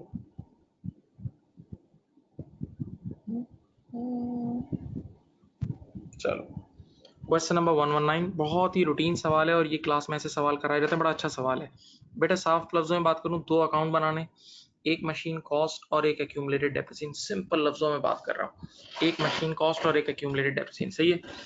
सबसे पहले डेट पढ़ो, एट 30 सितंबर X2। इस डेट को पढ़ो और नीचे रिक्वायरमेंट की डेट को देखो बेटा। ऊपर जो पहली लाइन में डेट लिखी हुई है उसका नाम है 30 सितंबर X2, और नीचे रिक्वायरमेंट में जो डेट लिखी है वो X3। तो इसका सादा लफ्जों में मतलब बताऊं, 30 सितंबर X2 का मतलब ओपनिंग और 30 सितंबर X3 का मतलब क्लोजिंग। तो बताओ बेटा, मशीन कॉस्ट अकाउंट का ओपनिंग बैलेंस, ये देखो 30 सितंबर X2, ये records balances existed in the records of lambda. तो बेटा ये इसका कॉस्ट का बैलेंस है और ये किसका बैलेंस है? Accumulated depreciation. तो चुपचाप बस 2 अकाउंट बनाने, मेरे प्यारे बच्चों, 2 अकाउंट बनाने, दैट्स इट। आपने एक तरफ बनाया, ये देखो यहां लिख दिया मशीन कॉस्ट अकाउंट, ये देखो कॉस्ट अकाउंट बनाया, इसका ओपनिंग बैलेंस कितना लिख दिया आपने? 860। दूसरी तरफ जनाबे वाला आपने बनाया एक्यूमुलेटेड डेप्रिसिएशन अकाउंट, और इसका ओपनिंग बैलेंस आपने लिख दिया 397। मशीन कॉस्ट अकाउंट का ओपनिंग बैलेंस है 860 और एक्यूमुलेटेड डेप्रिसिएशन का ओपनिंग बैलेंस है 397।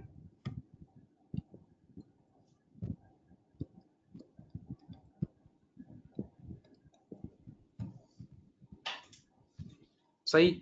अब ड्यूरिंग द ईयर एंडेड 30 सितंबर X3, प्लांट, देखो इस साल ये हरकत हुई, plant with a written down value यानी NBV, written down value means NBV of 37,000 was sold for 49।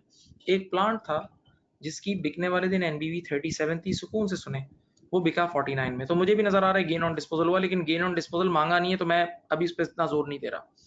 अब कह रहा है द प्लांट, ये प्लांट ओरिजिनली कितने का कॉस्ट था 80, ये खरीदा कितने में था 80 में। बस यहां तक पढ़ना है, देखो यहां से यहां तक पढ़ो। ये देखो ये डिस्पोजल की इन्फॉर्मेशन है, ये पूरी डिस्पोजल की इन्फॉर्मेशन है। सुनो अब मैं आपके सामने लिखता हूँ, देखो इधर देखो, यहां से लिखता हूँ। जो प्लांट बिका है ना, उसकी ओरिजिनल कॉस्ट कितनी थी 80,000, ठीक है।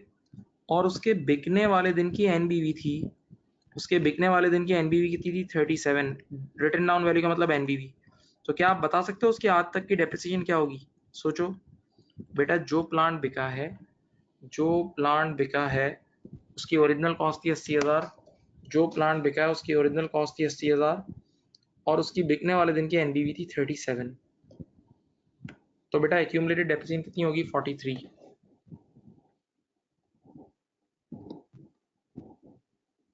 सही है। अब मुझे पता है कि ये बिका है कितने में 49 में, और गेन हुआ होगा, गेन हुआ है कुछ 12,000 का। सही है, वो गेन वगैरह भी निकालना नहीं है, सवाल में मांगा नहीं है। अब रुको, इसको देखते रहो। बेटा जो एसेट बिका है उसकी इंफॉर्मेशन आपके सामने है, जो एसेट बिका है उसकी इंफॉर्मेशन मैंने आपके सामने रख दी है, नजर आ रही है? जो एसेट बिका है उसकी इंफॉर्मेशन आपके सामने है। अब आप जानते हैं जब भी हम किसी नॉन करंट एसेट को डिस्पोज ऑफ करते हैं, अब डिस्पोजल की अकाउंटिंग सुनो, जब भी किसी नॉन करंट एसेट को डिस्पोज ऑफ करते हैं तो उसका नामो निशान मिटाते हैं। तो ये रहा कॉस्ट अकाउंट, कॉस्ट अकाउंट में से कॉस्ट बाहर निकलती है, और एक्यूमुलेटेड डेप्रिसिएशन अकाउंट में से उसके आज तक की डेप्रिसिएशन बाहर निकलती है, याद है? हाँ। तो ये रही इसकी कॉस्ट और ये रही एक्यूमुलेटेड डेप्रिसिएशन, दोनों डिलीट करो, यहाँ से बाहर निकालो। इधर देखो, ये देखें, इधर लिखा मैंने डिस्पोजल, इसकी कॉस्ट कितनी है 80, ये बाहर गई, और यहाँ लिखा डिस्पोजल, इसकी आज तक की डेप्रिसिएशन यहाँ से बाहर गई, खत्म खत्म। यानी जो एसेट डिस्पोज ऑफ हुआ है उसके लिए हमने दोनों अकाउंट्स को अपडेट कर दिया, जो एसेट डिस्पोज ऑफ हुआ है उसके लिए हमने दोनों अकाउंट को अपडेट कर दिया, सिंपल, और कुछ भी नहीं करना, और कुछ भी नहीं, ये कर दिया। अब आगे पढ़ें, चले अब क्वेश्चन आगे पढ़ें। प्लांट परचेज, खरीदा ड्यूरिंग द ईयर, कॉस्ट 1,80,000। बेटा नई एडिशन हुई है 1,80,000 की, तो आप नया प्लांट खरीदते हो तो एंट्री बनती है प्लांट डेबिट और कैश क्रेडिट। तो मशीन कॉस्ट अकाउंट में देखो ये रहा, यहाँ आप लिखते हो ना एडिशंस, कितनी है बेटा 1,80,000, ये एडिशन हुई। लीजिए जनाब बेटा, अब ये क्लोजिंग बैलेंस निकाल दें, ये क्लोजिंग बैलेंस निकाल दें। 860 प्लस 180 माइनस 80 करो, तो ये आ जाएगा 9,60,000, ये आ जाएगा 9,60,000, 9,60,000, ये आ जाएगा आपके पास 9,60,000, देख लो।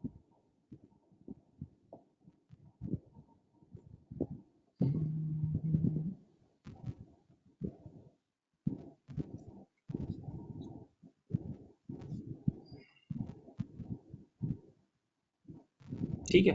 अब बेटा एक्यूमुलेटेड डेप्रिसिएशन का अकाउंट कंप्लीट करने के लिए एक आखिरी चीज रह गई है, आप सबको पता है, और वो है ये देखो, ये देखो, ये रह गया है, इधर देखें, depreciation expense for the year, ये रह गया है, बस ये रह गया है, depreciation expense for the year. अब आप लोगों को क्लास में भी सिखाया कि एक्सपेंस कभी भी निकालना हो, डेप्रिसिएशन एक्सपेंस कभी भी निकालना हो, तो एक चाहिए होता है मेथड और एक पॉलिसी। एक मेथड दूसरा पॉलिसी, एक मेथड दूसरा पॉलिसी। सही है, पढ़ो क्वेश्चन में पढ़ो। It is the Lambda's company policy to charge a full year depreciation in the year of acquisition of an asset and none in the year of sale, yearly basis, yearly basis है, yearly, using a rate of 10% on the straight line basis।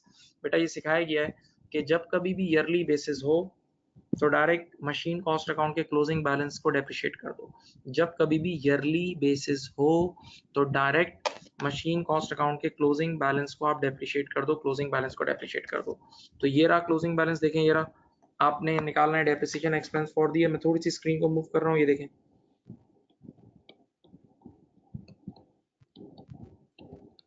ये देखें 9,60,000 का 10%, बेटा ये होता है 96,000।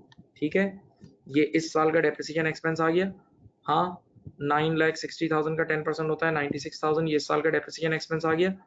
Depreciation expense for the year की entry बनती है डेप्रिसिएशन एक्सपेंस डेबिट और एक्यूमुलेटेड डेप्रिसिएशन क्रेडिट, ये रहा।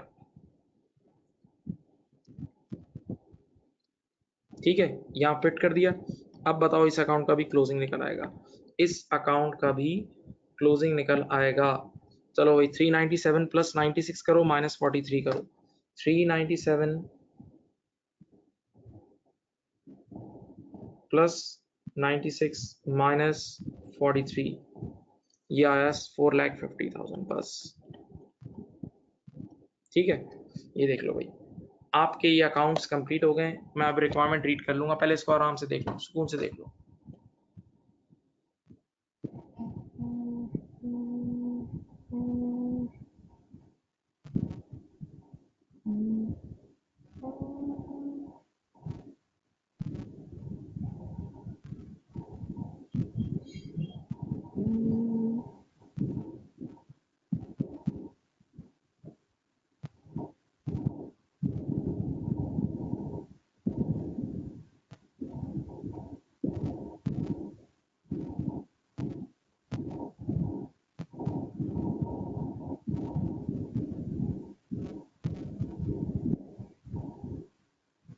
चलो अब सुनो बेटा, क्या मांग रहे हैं, पढ़ो, देखो रिक्वायरमेंट अच्छी तरह पढ़ना। What is the carrying amount? Carrying amount means NBV, net book value, that should appear in Lambda's statement of financial position यानी balance sheet at year end 30 सितंबर x3। बेटा कह रहा है ईयर एंड का एसओएफपी एक्सट्रैक्ट बनाओ, यानी ईयर एंड की एसओएफपी में क्या एनबीवी जाएगी? तो एनबीवी क्या होती है, बचपन से पढ़ा है ना आपने, कॉस्ट लेस एक्यूमुलेटेड डेप्रिसिएशन। एनबीवी होती है कॉस्ट लेस एक्यूमुलेटेड डेप्रिसिएशन, और ईयर एंड की चाहिए ना, तो इधर देखो ईयर एंड की ये कॉस्ट उठाओ और ये ईयर एंड की एक्यूमुलेटेड डेप्रिसिएशन उठा लो। एक तरफ ईयर एंड की कॉस्ट भी गिवन है और ईयर एंड की एक्यूमुलेटेड डेप्रिसिएशन भी गिवन है। चलो ये देखें, आपने एक छोटा सा एसओएफपी का बॉक्स बनाया, एज एट 30 सितंबर x3। बेटा इधर देखें, कॉस्ट कितनी है, 9,60,000 और एक्यूमुलेटेड डेप्रिसिएशन है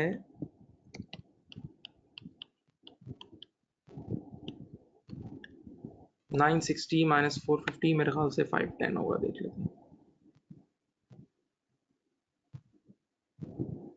यस, ये आ गया आपका साइन भी। ठीक है जी, ये लीजिए, क्वेश्चन इज डन, क्वेश्चन हो चुका है, देख लें, क्वेश्चन हो चुका है, take your time.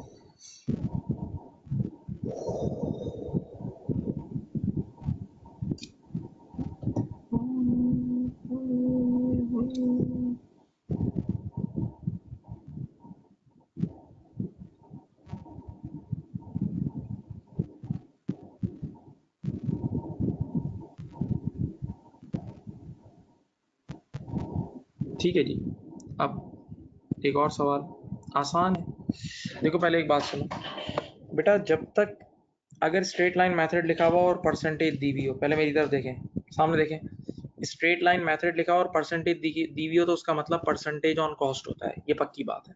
Straight line method given हो और परसेंटेज गिवन हो तो वो परसेंटेज ऑन कॉस्ट होता है। लेकिन अगर कभी एक बार एसेट रिवैल्यू हो जाए ना, तो आप सबने पढ़ा है बेटा कि रिवैल्यू होने के बाद उसकी मार्केट वैल्यू, जो रिवैल्यूड अमाउंट है वो डेप्रिशिएट होता है, तो फिर परसेंटेज मार्केट वैल्यू पे अप्लाई करना, फिर परसेंटेज मार्केट वैल्यू पे अप्लाई करना, फिर कॉस्ट पे नहीं करना, एक बार एसेट रिवैल्यू हो जाए। लेकिन जब तक आज तक रिवैल्यू हुआ ही नहीं है एसेट और स्ट्रेट लाइन मेथड लिखा है, इसका मतलब परसेंटेज ऑन कॉस्ट है।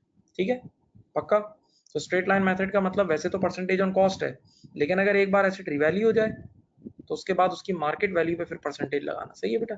अब ये क्या केस है, एसेट ईयर के मिड में रिवैल्यू हो रहा है, ये आपको क्लास में कराया गया है। एसेट ईयर के मिड में रिवैल्यू हो रहा है, तो आधे साल की इसकी डेप्रिसिएशन ओल्ड स्टाइल में निकलेगी और आधे साल न्यू स्टाइल में, आधा साल ओरिजिनल अमाउंट पे निकलेगी और आधा साल रिवैल्यूड अमाउंट पे। सही है, आइए देखते हैं। पहले मैं आपके सामने अकाउंटिंग पीरियड ड्रॉ करता हूँ, ये देखें, ये देखें, ये देखें, this is the accounting period.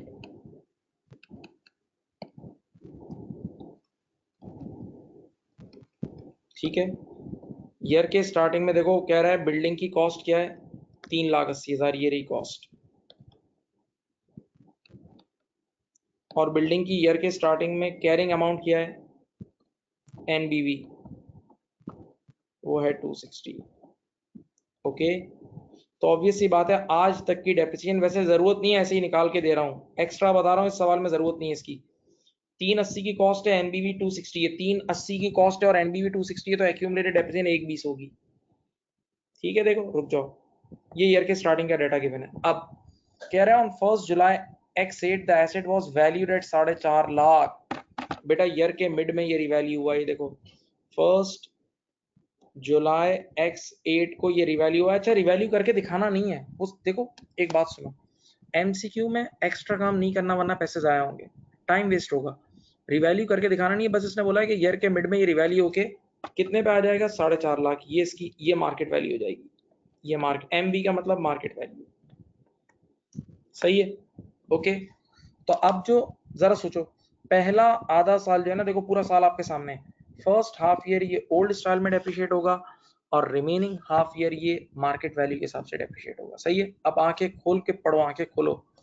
कह रहा है Watson accounting policies to depreciate building at 3% on straight line basis।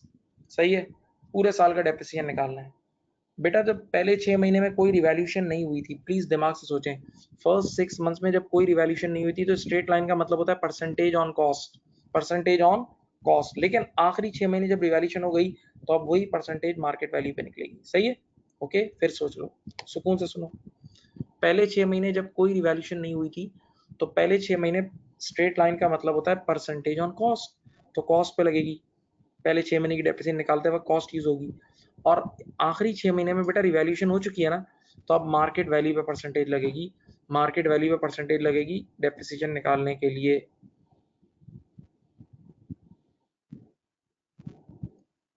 यहाँ देखें, यहाँ देखें, मैंने अब देखो किस तरह मैं निकाल रहा हूँ, देखें मैंने यहाँ लिखा फर्स्ट, चुपचाप चलते हैं, फर्स्ट 6 मंथ्स डेप्रिसिएशन, इधर देखें कॉस्ट ईयर, यहाँ देखो कॉस्ट पे निकालनी है, स्ट्रेट लाइन है, 3,80,000 इंटू 3% पर एनम है, और पहले 6 महीने का निकालना है तो इंटू 6/12, ये पहले 6 महीने की आ जाएगी, फिर लास्ट 6 मंथ्स की निकाल के देता हूँ। इधर देखो लास्ट 6 मंथ में मार्केट वैल्यू के हिसाब से करना है, रिवैल्यू हो गया है तो मार्केट वैल्यू कितनी है, 4.5 लाख। अगेन रेट वही 3% है, और बेटा 3% मल्टीप्लाई करूंगा तो पूरे साल की आ जाएगी ना, जबकि मुझे तो सिर्फ 6 महीने की चाहिए, तो इंटू 6/12 यहाँ भी होगा। बस इन दोनों का आंसर करो, टोटल निकाल लो, खत्म, आंसर आ गया, दैट्स इट, हो गया। मैं निकालता हूँ, वेट।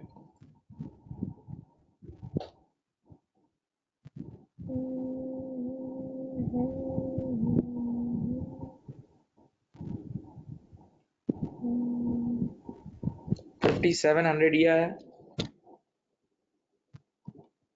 ठीक है, फिर ये अब अगला निकालो,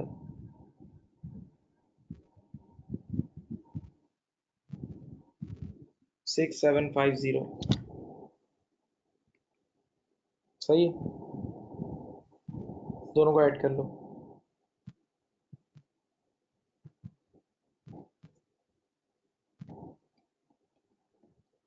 ये आपका टोटल डेप्रिसिएशन एक्सपेंस आया फॉर द ईयर 12450, 121 का आंसर है, 12450। बेटा आराम से देखें, आप सुकून से देख लें, कोई हमें रिवैल्यूशन की एंट्री नहीं बनानी थी, ये भी नहीं बताना था कि कितने से रिवैल्यू हुआ, क्या रिजर्व क्रिएट हुआ, कुछ भी नहीं मांगा, तो मैं क्यों करूं। इसने सिर्फ बोला डेप्रिसिएशन चार्ज बता दो, यानी depreciation expense.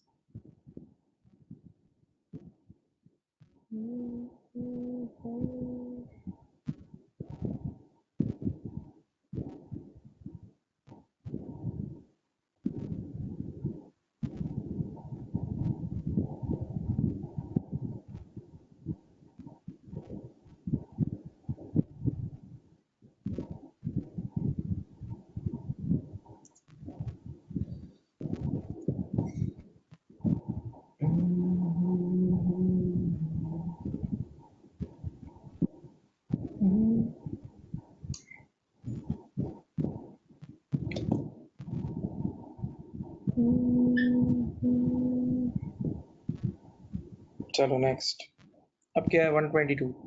A car was purchase by a news agent business for May 2000 in May 2000, ये डेट ऊपर जरा सी कट गई है, मैं ऊपर सही कर रहा हूँ बेटा, मे 2000 यहाँ ली है इन्होंने, मे 2000 सही है।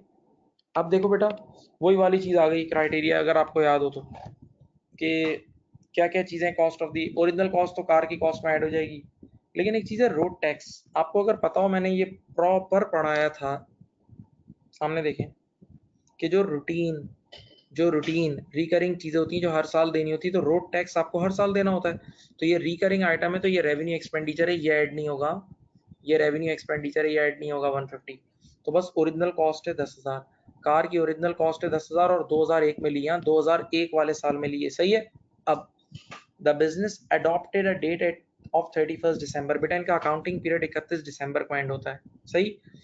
अब द कार वॉज ट्रेडेड इन, यानी बेच के, पुरानी बेच के नहीं ली, पुरानी बेच के नहीं ली, ट्रेडेड इन का मतलब एक्सचेंज। तो बेटा ट्रेडेड इन का मतलब पुरानी तो बिक गई ना, तो हमें सिर्फ पुरानी कार से सरोकार है, पुरानी कार बिक गई है, सही है। The car was traded in for replacement vehicle in August 2005, बेटा 2005 में बिकी है, सही है। तो 2001 में खरीदी और 2005 में बिकी, तो दिमाग से सोचो, मेरी तरफ कंसंट्रेशन इधर। 2001 is the year of purchase, जबकि 2005 is the year of disposal. 2001 is the year of purchase, जबकि 2005 is the year of disposal. Okay, now कितने की बिकी है? 5,000 की। अब जरा आपने पॉलिसी पढ़नी है, वो जरा गौर से देखना। It was depreciated at 25% per annum using reducing balance method, charging a full year depreciation in the year of purchase and none in the year of sale. बेटा that means yearly basis। अब मेरी तरफ, इधर मेरी तरफ, 2001 में खरीदी है, किसी भी दिन खरीदी है, फुल इन द ईयर है ना, तो 2001 में फुल करेंगे, देखो गिनो यहाँ मेरे वीडियो में, देखो 2001 में फुल करेंगे, 2002 में भी करेंगे, 3 में भी करेंगे, 4 में भी करेंगे, लेकिन 2005 में नहीं करेंगे, क्योंकि 2005 is the year of sale, तो 2005 में नहीं करेंगे, तो 2001 में करेंगे, 2001, 2002, 2003, 2004, बस इन 4 सालों में करेंगे, 5वें साल में नहीं करेंगे। ओके, सही। तो बस सिंपल सवाल है, आ जाओ डेप्रिसिएशन निकाल के इसका गेन और लॉस निकालना है। चलो, ओरिजिनल कॉस्ट थी ये देखो 10,000 थी, सब देखें यहाँ। डेप्रिसिएशन ईयर एंडेड दिसंबर x1, कितना रेट है? 25%, और रिड्यूसिंग यहाँ, तो 2500 यहाँ आया, यहाँ बचा 7.5। फिर ईयर एंडेड दिसंबर x2, 7,500 का 25%, 1875,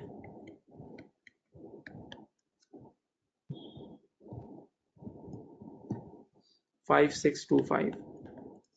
फिर इसका अगेन 25%, 1406.25। ओके, ये आ गया ईयर एंडेड दिसंबर x3,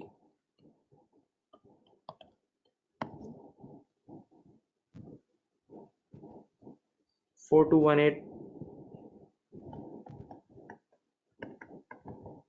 फिर इसका आखिरी बार ले लो 0.25, 1055।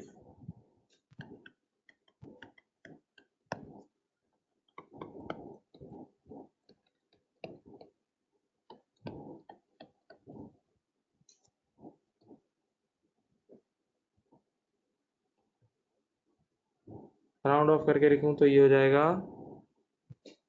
3614। ये आ गई बेटा एनबीवी एट डिस्पोजल, क्योंकि आखिरी साल डेप्रिसिएशन नहीं करनी है, 2005 में नहीं करनी। देखो जिस दिन खरीदी उस दिन से लेके 4 साल तक आपने इसको डेप्रिशिएट कर दिया, देख लो, जिस दिन खरीदा उस दिन से लेके 4 साल तक इसको आपने डेप्रिशिएट कर दिया, सही है। अब बेचा कब है? कितने में बेचा है? 5,000 में बेचा है, 5,000 में बेचा है, देखो ये रहा 5,000 में बेचा है। तो बस अब आप इसने यहाँ एनबीवी से कंपेयर करो, trade in value,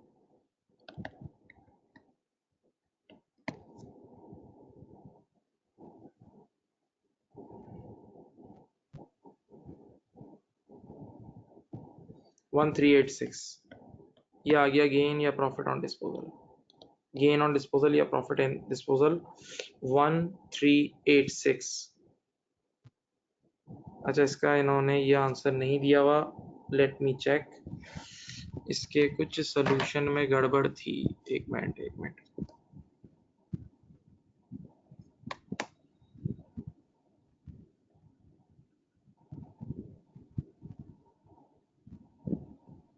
my profit, let me recall, 3614 minus 5000 1386। हाँ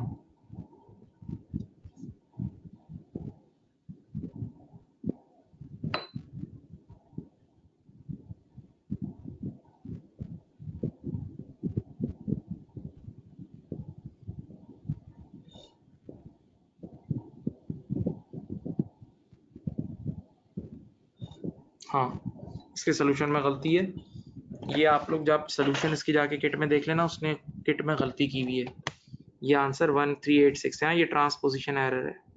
ठीक है बेटा, ये इसका आंसर है 1386 ही आ रहा है, 1386 ही आ रहा है, उसने इसको 1836 लिख दिया, ये ट्रांसपोजिशन एरर है। देख लेना किट में भी, पीछे आपको सोल्यूशन में समझ में आ जाएगा। ठीक है,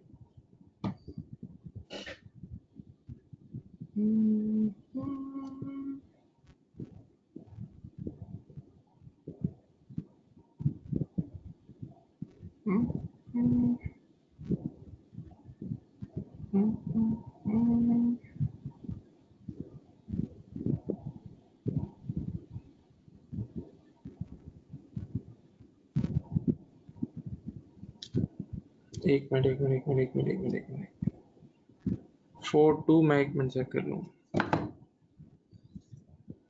4219 माइनस 1055। हाँ सॉरी बेटा, ये मैंने तेज स्पीड से करने, एक मिनट,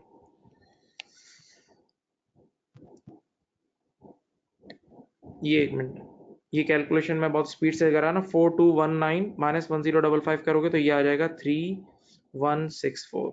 सही है, आ जाएगा उसका आंसर फिर। ठीक है, सही है, आ गया। हमने इसमें गलती ये कर दी थी कि जब मैंने इस स्टेप में से ये लेस करा था ना, तो स्पीड से कैलकुलेशन करने की वजह से ये नंबर मैंने गलत टाइप कर दिया था। ठीक है, तो आंसर उसका आ गया 1836 आ गया। सही है, देख लो अच्छी तरह, आराम से देख लो। हमने दिसंबर X4 की डेप्रिसिएशन लेस करते वक्त मैंने कैलकुलेशन की गलती कर दी थी, स्पीड से चला रहा था ना, देख लो आप।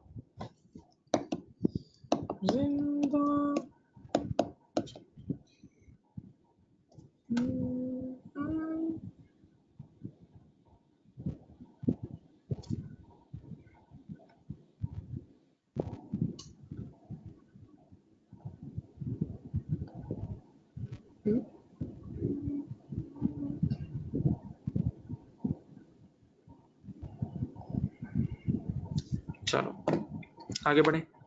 अब next, the reducing balance method of depreciating non-current is more appropriate than straight line method when, बेटा सीधी सी बात है, इतनी सी एक मिनट में समझाता हूँ। आप लोगों को बताया था स्ट्रेट लाइन मेथड तब यूज होता है जब एक एसेट इक्वल यूज हो रहा हो हर साल, या इक्वल वेयर एंड टेयर हो रहा हो, या जिसकी वैल्यू इक्वली गिर रही हो।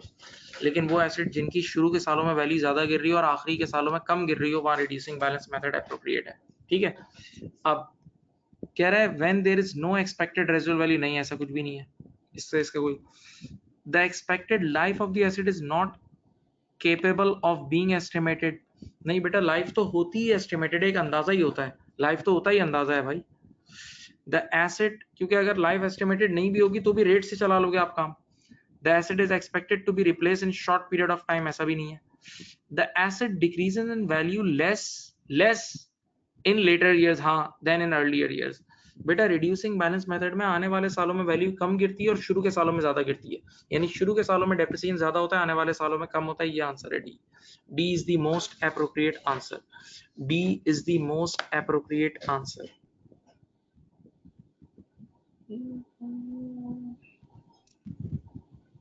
चलो अब 124, SSG bought a machine for 40,000 in January X1. The machine इस साल January X1 में लिए, ठीक है बेटा. The machine had an expected useful life of 6 years. Residual value is 10,000 expected. The machine was depreciated on the straight line basis. Simple. बेटा straight line basis का formula होता है cost less residual value divided by life. Cost less residual value divided by life. तो cost कितनी है? 40,000 minus residual value 10,000 divide by life कर देना 6 साल, तो आंसर आ जाएगा आपका, डेप्रिसिएशन आ जाएगा. सही है. अब एट द एंड ऑफ 2004 बेटा पूरे 4 साल देखो, जनवरी X1 से दिसंबर X1 1 साल, दिसंबर X2, दिसंबर X3, दिसंबर X4, पूरे 4 साल यूज किए. आंखें खोल के देख लो, 4 साल यूज किए. Eight the end of December X4 the machine was sold for 15,000. SSG charges pro रेटा डेप्रिसिएशन कुछ नहीं होता बेटा. बिल्कुल जनवरी X1 साल के पहले दिन ली और आखिरी वाले साल के आखिरी दिन बेच दी, तो पूरे पूरे साल यूज किया ना यार. 1 मिनट यहाँ देखो, इधर देखो, ये देखें 1 2 3 और 4, हमारा अकाउंटिंग पीरियड ये रहा देखो, 1 जनवरी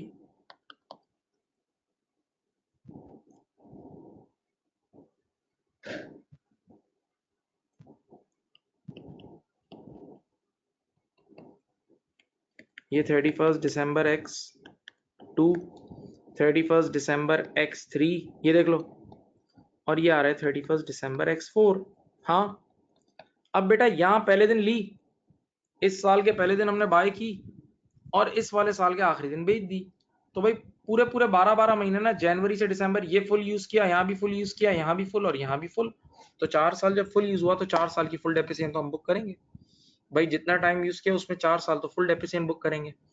ठीक है, देख लो 1 मिनट मैं करता हूँ फिर.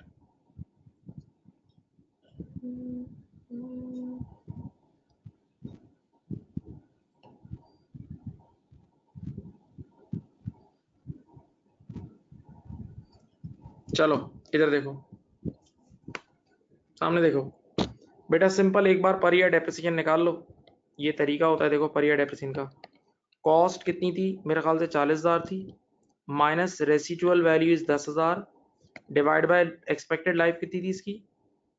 6 साल थी. हाँ, 5,000 पर एनम आया. हाँ बेटा, आपने कितने साल यूज किए? 1 2 3 4 साल यूज की, तो बताओ 1 साल की 5,000 है तो 4 से मल्टीप्लाई कर दो, बस ये रही 20,000. पढ़ो requirement. What was the total amount of depreciation charged? Past tense लिखा हुआ है, चार्ज्ड का मतलब पूरे जितना टाइम यूज किया to the statement of profit and loss over the life of machine. जो लाइफ आपने यूज की उसी पे चार्ज करोगे ना, तो बस आंसर है 20,000, क्योंकि 1 साल की 5,000 है, 1 साल की डेप्रिसिएशन 5,000 है, आपने 4 साल यूज की, तो आप 4 सालों में 20,000 की डेप्रिसिएशन चार्ज की होगी. कोई गेन और लॉस ऑन डिस्पोजल वगैरह नहीं निकालना था, कोई गेन और लॉस वगैरह नहीं निकालना था, तो फजूल काम मैंने नहीं किया है. गेन और लॉस वगैरह नहीं निकालना था, तो फजूल काम मैंने नहीं किया है. ये लो, देख लो आराम से, आराम से देख लो.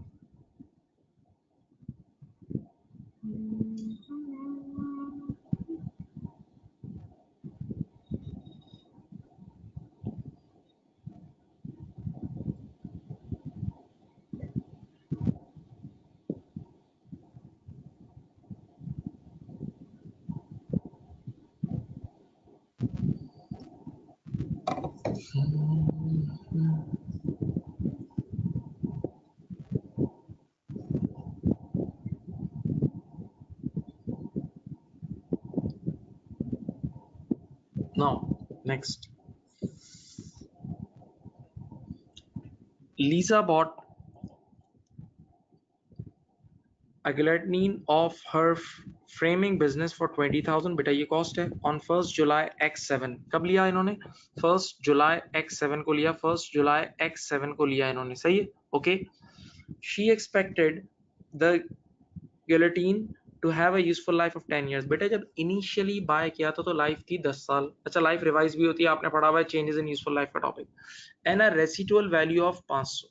ठीक है, 1 साल बाद, यानी 1 जुलाई X7 के 1 साल बाद, ऑन 1 जुलाई X8, 1 साल बाद, Lisa revises these estimates and believes that the guillotine to have a remaining life of 5 साल. देखा, remaining life इसकी हो गई और residual value अब nil हो गई. What is the depreciation charge for the year ended 30 June X9? रुको और सवाल पहले पढ़ लो, सवाल पढ़ लो, सवाल एक बार पहले पढ़ लो, अच्छी तरह पढ़ो।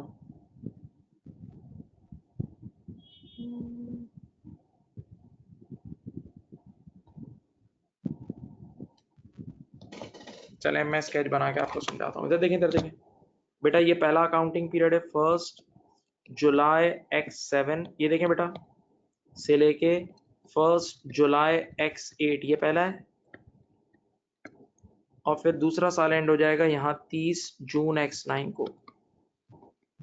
ठीक है, 2 साल है। इधर आपने सबसे पहले एसेट खरीदा था, कितने का लिया था? एसेट लिया था तुमने 20,000 का। तुम ये अकाउंटिंग पीरियड देख लो, 1 जुलाई X7 को आपने एसेट 20,000 का लिया था। इनिशियल एस्टिमेटेड आपका था कि लाइफ होगी 10 साल और रेजिडुअल वैल्यू होगी 500। इधर देखो, पहले आप पर ईयर डेप्रिसिएशन निकालें यहाँ पहली बार। देखो पहले साल कैसे निकलेगी, ओरिजिनल कॉस्ट थी 20,000 minus residual value 500 divide by life है 10 साल। ये देख लें, तो 20,000 minus 500, 1950 divide by 10, 19,500 divide by 10, 1950। सही है। तो देखो बेटा, ये पहले साल की डेप्रिसिएशन आई होगी 1950, पहले साल की डेप्रिसिएशन आई होगी 1950। रुक जाओ आप, एक साल का आपने डेप्रिसिएशन निकाल लिया। अब आप मुझे बताओ, कॉस्ट में से डेप्रिसिएशन लेस करोगे तो पहले साल के एंड पर आपकी यहाँ एनबीवी कितनी आ जाएगी? ये देखो एनबीवी कितनी आ गई, कॉस्ट 20,000 है, देखो कॉस्ट है 20,000 माइनस 1950, कॉस्ट है 20,000 माइनस 1950 करो, मेरे ख्याल से ये आएगी 18050, जहां तक मेरा ख्याल है ये आएगी 18050। ये आपके पास एनबीवी आ जाएगी 18050। सही है। अब बेटा मेरी तरफ देखो, सुनो, याद करो, तुमने पढ़ा हुआ है। देखें, एक बार एसेट की लाइफ रिवाइज हो जाए या स्क्रैप वैल्यू रिवाइज हो जाए या उस पर कोई सब्सिक्वेंट एक्सपेंडिचर किया जाए, कोई कैपिटल एक्सपेंडिचर, तो आज के बाद से उसकी डेप्रिसिएशन भी चेंज होती है। ठीक है। और आज के बाद फॉर्मूला क्या अप्लाई होता है? कान खोल के सुनो, कान खोल के सुनो। जब से लाइफ रिवाइज होगी तो आज के बाद क्या फॉर्मूला अप्लाई होगा? देखो इधर देखो, आज के बाद फॉर्मूला ये अप्लाई होगा, ये देखो, पर ईयर डेप्रिसिएशन आज के बाद के लिए, देख लो, is equal to NBV minus scrap value divide by remaining life. याद है, रिमेनिंग लाइफ, ये फॉर्मूला होता है रिमेनिंग लाइफ। इधर देखो बेटा, आज एनबीवी कितनी हो गई है? 18050 रह गई है, 18050 की एनबीवी, और स्क्रैप वैल्यू अब 0 हो गई है। देख लो इधर देखो, अब कोई रेजिडुअल वैल्यू नहीं है, 0 हो गई है। और अब रिमेनिंग लाइफ कितनी बची है? 5 साल। चलो भाई, 5 साल बची है, सब देखें यहाँ। तो अब बताओ नई डेप्रिसिएशन कितनी आएगी? नई वाली डेप्रिसिएशन कितनी आएगी बताओ? 18050, 18050 माइनस 0 डिवाइड बाय 5 करो।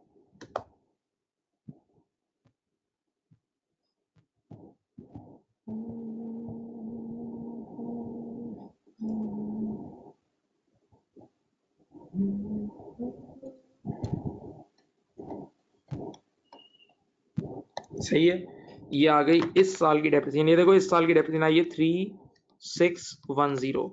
इस साल की डेप्रिसिएशन यानी for the year ended 30 June X9, अगले साल की आई यहाँ, ये अगले साल की आपके पास डेप्रिसिएशन आ गई है, यानी for the year ended 30 June X9, और यही मांगा हुआ है। देखो फॉर द ईयर, रिक्वायरमेंट पढ़ो, देखो रिक्वायरमेंट पढ़ो, what is the depreciation charge for the year ended 30 June X9? Answer is 3610।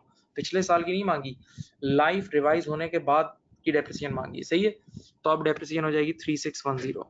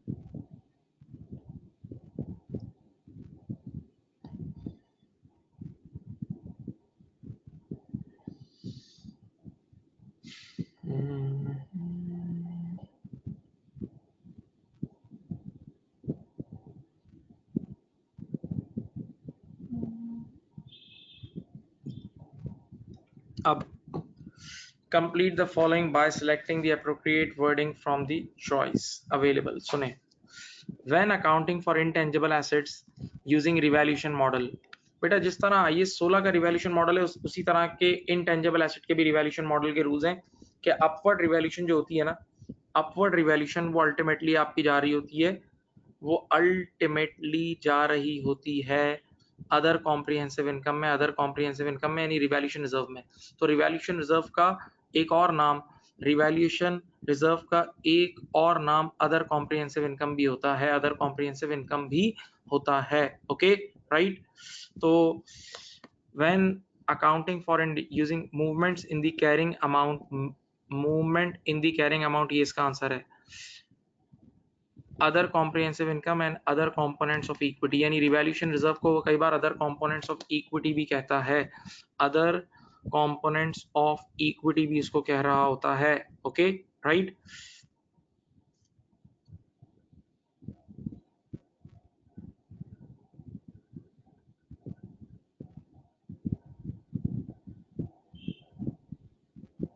हाँ जी,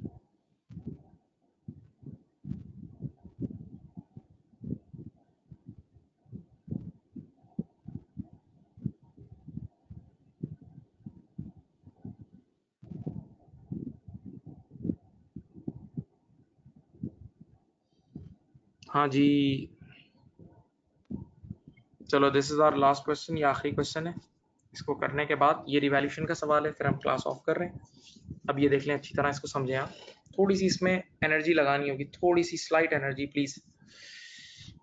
बेटा आपको ये बात पता है कि एक बार एक एसिड रिवैल्यू हो जाए ना, सुनो इधर, आप इस सवाल में एनर्जी की जरूरत है, पहले बोल रहा हूँ एनर्जी वाकई जरूरत है। एक बार एक एसिड रिवैल्यू हो जाए तो आज के बाद फिर वो अपडेटेड अमाउंट पे डेप्रिशिएट होता है डिवाइड बाय रिमेनिंग लाइफ। मेरा डायलॉग फिर सुने, एक बार कोई डेप्रिशिएटिंग एसिड रिवैल्यू हो जाए तो आज के बाद वो अपना अपडेटेड अमाउंट यानी market value divide by remaining life के हिसाब से डेप्रिशिएट होता है। Market value divided by remaining life के हिसाब से डेप्रिशिएट होता है। Okay right. अब सुने बेटा, यहाँ लिखा है the following information of P company is available for the year ended 31 अक्टूबर, ये ईयर को याद रखना। प्रॉपर्टी की ओरिजिनल कॉस्ट थी 1,02,102,000 और उसकी आज, ये देखो ये अंग्रेजी पढ़ो, आज तक की डेप्रिसिएशन इसकी कितनी थी 20,400। ये थी प्रॉपर्टी की कॉस्ट 102,000 और उसकी आज तक की डेप्रिसिएशन थी 20,400, यानी आज उसकी एनबीवी, ये देखो एनबीवी, ये एनबीवी है बेटा, देखें आज उसकी एनबीवी रिवैल्यूएशन वाले दिन एनबीवी थी 81,600, रिवैल्यूएशन वाले दिन इसकी एनबीवी थी 81,600। ठीक है, अब बताओ आज ये रिवैल्यू कितने का हो गई। On 1 November X1 P company revalued the property to 150। खत्म। मैं इसको और बच्चों की तरह लिख भी देता हूँ, देखो सुनो, ये देखिए आज फर्स्ट, बल्कि मैं आपके सामने पूरा अकाउंटिंग पीरियड ड्रॉ करता हूँ ना, चलो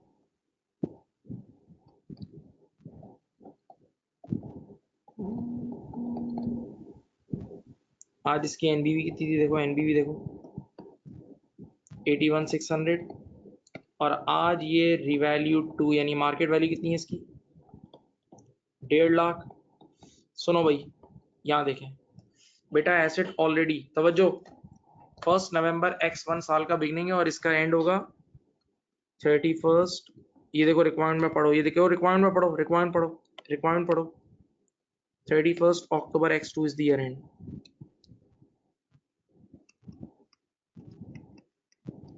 ठीक है, इधर देखिए बेटा आपके पास, तवज्जो, 1 नवंबर X1 है, 1 नवंबर X1 को एसेट की एनबीवी थी 81,600। देखो ऊपर कॉस्ट भी गिवन है और एक्यूमुलेटेड डेप्रिसिएशन गिवन है, ऊपर कॉस्ट भी गिवन है और एक्यूमुलेटेड डेप्रिसिएशन भी गिवन है, कॉस्ट भी गिवन है और एक्यूमुलेटेड डेप्रिसिएशन भी गिवन है, तो एनबीवी गिवन होगी 81,600 की। हाँ, और अब इसकी मार्केट वैल्यू हो गई 1.5 लाख, तो 81,600 से एकदम 1.5 लाख पे आ गया, 81,600 से एकदम 1.5 लाख पे आ गया, तो अपवर्ड रिवैल्यू हुआ प्यारे बच्चों, अपवर्ड रिवैल्यू हुआ, कितने से हुआ देखो डिफरेंस लो, ये 81,600 माइनस 150,000 68,400। देखो भाई ये हो गया रिवैल्यूड बाय 68,400। अब आंखें और कान खोल के सुनो, यहाँ देखें, इधर देखें, पहले मुझे रीड करने दो, मैं डेप्रिसिएशन का मामला बाद में हल करूंगा, पहले रिजर्व कर रहा हूँ। यहाँ देखें, यहाँ देखें, यहाँ देखें, इधर देखें, P company's policy is to chart depreciation on a straight line basis over 50 years. ये ओरिजिनल लाइफ गिवन है, ये एसेट की ओरिजिनल लाइफ गिवन है, original life, original total life, सही है। On revaluation there was no change to the overall useful life, ठीक है।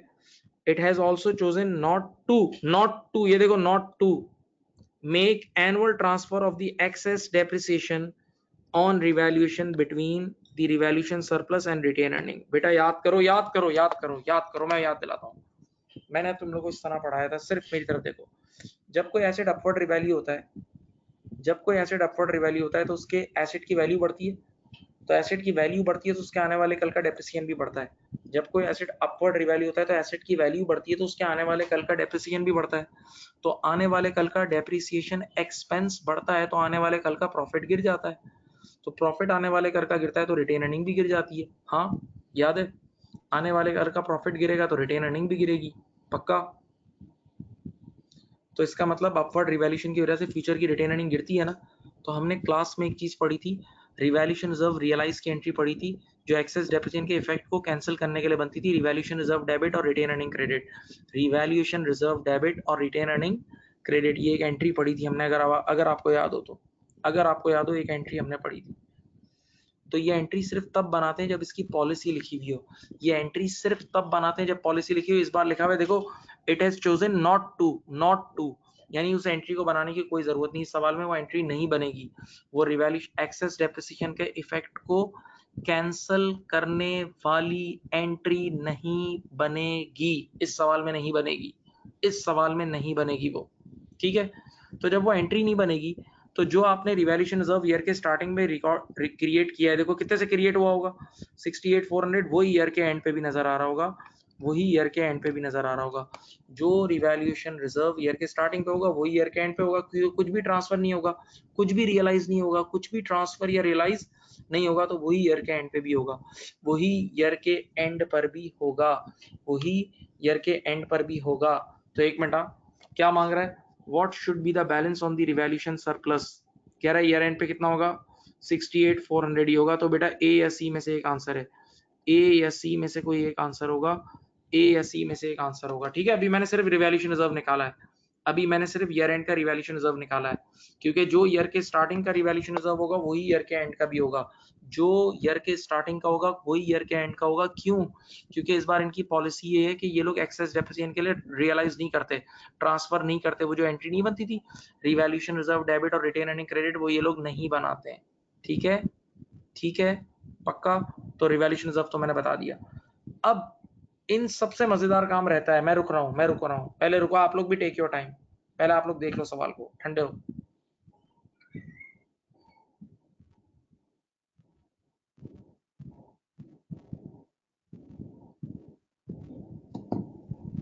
चलो, अब बेटा एक बार एसेट रिवैल्यू होता है तो आज के बाद अपडेटेड अमाउंट पे डेप्रिशिएट होता है, ये तो पता है ना। एक बार एसेट रिवैल्यू हो गया तो आज के बाद मार्केट वैल्यू के हिसाब से डेप्रिशिएट होता है, ये देखो। तो ये रिवैल्यू होके कितने पे आ गया है, 150 पे, देखो देखो, वो रिवैल्यू होके 150 पे आ गया है। तो आज के बाद अगर आपको पर ईयर डेप्रिसिएशन निकालना है तो ये फॉर्मूला होगा, देखो मैं फॉर्मूला पूरा लिखता हूँ, मार्केट वैल्यू जो है इसकी वो minus scrap value divide by remaining, ये नहीं भूलना भाई, रिमेनिंग लाइफ, याद है। तो बताओ आप, इस एसेट की मार्केट वैल्यू कितनी हो गई, ये रही 150 पे आ गया है ना, एसेट 150 पे आ गया है, कोई स्क्रैप वैल्यू नहीं है तो वो जीरो लेना। और अब सबसे बड़ा जो चैलेंज है ना इस सवाल में वो है रिमेनिंग लाइफ, जो सबसे बड़ा चैलेंज है वो रिमेनिंग लाइफ है, जो इस सवाल का असल चैलेंज है वो है रिमेनिंग लाइफ, ओके। वो ढूंढना कमाल है भाई, रिमेनिंग लाइफ ढूंढना कमाल है। अच्छा, रिमेनिंग लाइफ मैंने आपको क्लास में भी निकालना सिखाई थी। रिमेनिंग लाइफ कैसे निकालती है, कैसे निकलती है, रिमेनिंग लाइफ निकलती है अगर टोटल लाइफ में से, टोटल लाइफ में से जो गुजरी हुई जिंदगी लेस कर दें तो रिमेनिंग आ जाएगी। टोटल लाइफ में से लाइफ स्पेंड, जो लाइफ गुजर गई वो लेस कर दो तो रिमेनिंग आ जाएगी। हाँ, और इसने साफ साफ लिखा है सवाल में, लाइफ चेंज नहीं हुई है, लाइफ चेंज नहीं हुई है, तो बस सीधी सी काम करना है, टोटल लाइफ में से लाइफ स्पेंड निकाल देनी है। हाँ, देखते रहो देखते रहो, चुप हूं मैं, चुप हूं। रिमेनिंग लाइफ निकालने के लिए टोटल लाइफ में से लाइफ स्पेंड लेस कर देना।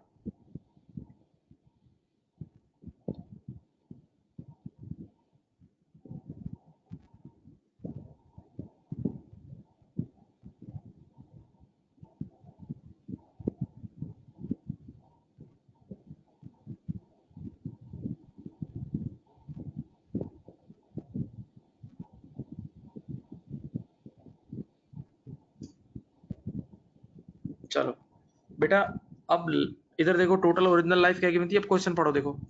P accounting policy original life थी 50 साल, सही है। तो ये देखे मैंने यहाँ लिखा टोटल लाइफ थी 50 साल लेस लाइफ पास, जो लाइफ गुजर गई वो लेस करेंगे तो रिमेनिंग आ जाएगी बस।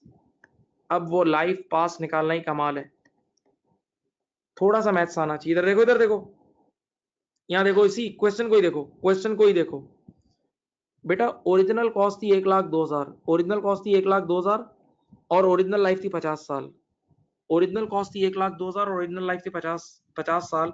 तो स्ट्रेट लाइन मेथड में जब खरीदते हैं, अभी रिवैल्यू नहीं हुआ, समझ लो रिवैल्यू नहीं हुआ, तो स्ट्रेट लाइन मेथड में जब खरीदते हैं तो कॉस्ट को ही लाइफ से डिवाइड करते हैं ना। तो ओरिजिनली एक साल का ओरिजिनल डेप्रिसिएशन एक्सपेंस क्या होगा बताओ। ये देखो इधर देखो, कॉस्ट होगी 1,02,000 और लाइफ होगी ओरिजिनल 50 साल। देखो इधर देखो, ओरिजिनल कॉस्ट होगी 1,02,000 और ओरिजिनल लाइफ होगी 50 साल। तो 102,000 डिवाइडेड बाय 50 साल, तो ओरिजिनली एक साल की डेप्रिसिएशन होगी 2040, ओरिजिनली होगी 2040 पर एनम।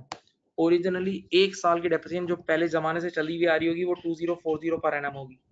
दिमाग से सोचो, 2040 पर एनम होगी। और बताओ आज तक की टोटल डेप्रिसिएशन कितनी थी इसकी, 20,400। भाई एक साल की है 2040, ओरिजिनल पर ईयर है 2040 और आज तक की पिछली जिंदगी की डेप्रिसिएशन है 20,400, तो 10 साल हो गए होंगे ना यार। इस 2040 को अगर मैं 10 से मल्टीप्लाई करूंगा, इस 2040 को अगर मैं 10 से मल्टीप्लाई करूंगा तो ऑटोमेटिकली 20,400 नहीं आ जाएगा। तो यही तो एक्यूमुलेटेड डेप्रिसिएशन लिखी हुई है। तो इसका मतलब इस एसेट की पुरानी जिंदगी में 10 साल गुजर चुके हैं। ये एसेट 10 साल पुराना है। नहीं समझे, टेक्निकल है ये सवाल बहुत अच्छा सवाल है। यानी इस सवाल में हल्का सा पार्ट 2 लेवल का टच है, पार्ट 2 लेवल पे ऐसा सवाल आता है। मैं रुक रहा हूँ, आप देखते रहें। भाई ओरिजिनल कॉस्ट थी 1,02,000, ओरिजिनल लाइफ थी 50 साल, डिवाइड करा तो ओरिजिनल पुराने जमाने की रिवैल्यूएशन से पहले के दौर की, रिवैल्यूएशन से पहले के दौर की डेप्रिसिएशन आ गई 2040, एक साल की आई। 2040 एक साल की है तो ऑटोमेटिकली 10 साल की 20,400 होगी ना। एक साल की 2040 तो 10 साल की 20,400 होगी और वही लिखी हुई है। हाँ, तो इसका मतलब 10 साल गुजर चुके हैं, इसकी पुरानी जिंदगी के 10 साल गुजर चुके हैं।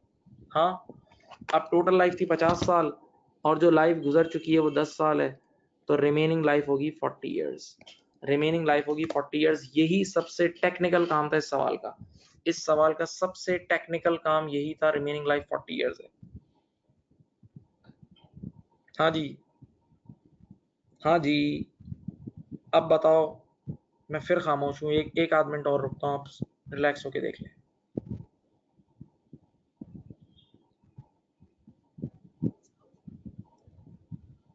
चलो मैंने यहाँ रिमेनिंग लाइफ फिट कर रहा हूँ 40 इयर्स। ये देखो बेटा, अब इसका आंसर आ जाएगा, खत्म, डेप्रिसिएशन आ जाएगा 3750 पर एनम। ये इसकी नई डेप्रिसिएशन है इस साल की। रिवैल्यूएशन के बाद ये इसकी डेप्रिसिएशन आई है 3750, देख लो 3750। तो आंसर विल बी ए। ये आंसर है ए आंसर है। रिवैल्यूएशन रिजर्व भी बता दिया और इसका डेप्रिसिएशन एक्सपेंस भी बता दिया।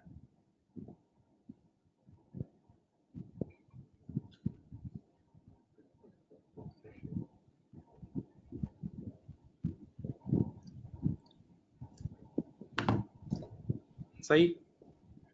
वैसे बच्चों से मैंने फीडबैक लिया है इतना, मैंने काफ़ी बच्चों से पिछले कई सालों से फीडबैक ले रहा हूँ। इतना मुश्किल सवाल वो देता नहीं है कि उसमें लाइफ इस तरह बुरी तरह छुपा दे, लेकिन स्टिल आपको आना भी चाहिए, कोई ऐसा इम्पॉसिबल नहीं है। ठीक है, कुछ सवाल डेफिनेटली जो पेपर आता है वो मिक्स एंड मैच आता है, कुछ की लेवल ऑफ डिफिकल्टी ज़्यादा होती है तो कुछ की कम भी होती है। कुछ सवाल अगर 4-5 मिनट ले जाते हैं तो कुछ 1 मिनट वाले भी होते हैं। तो देखो एवरेज में बंदा क्लियर करता है पेपर। सही है, याद रखना इस बात को। देख लें इसको बेटा, इसका आंसर ए है। चलें, आज के लिए इतना ही रख रहे हैं। अपना ख्याल रखिएगा। अल्लाह हाफिज़।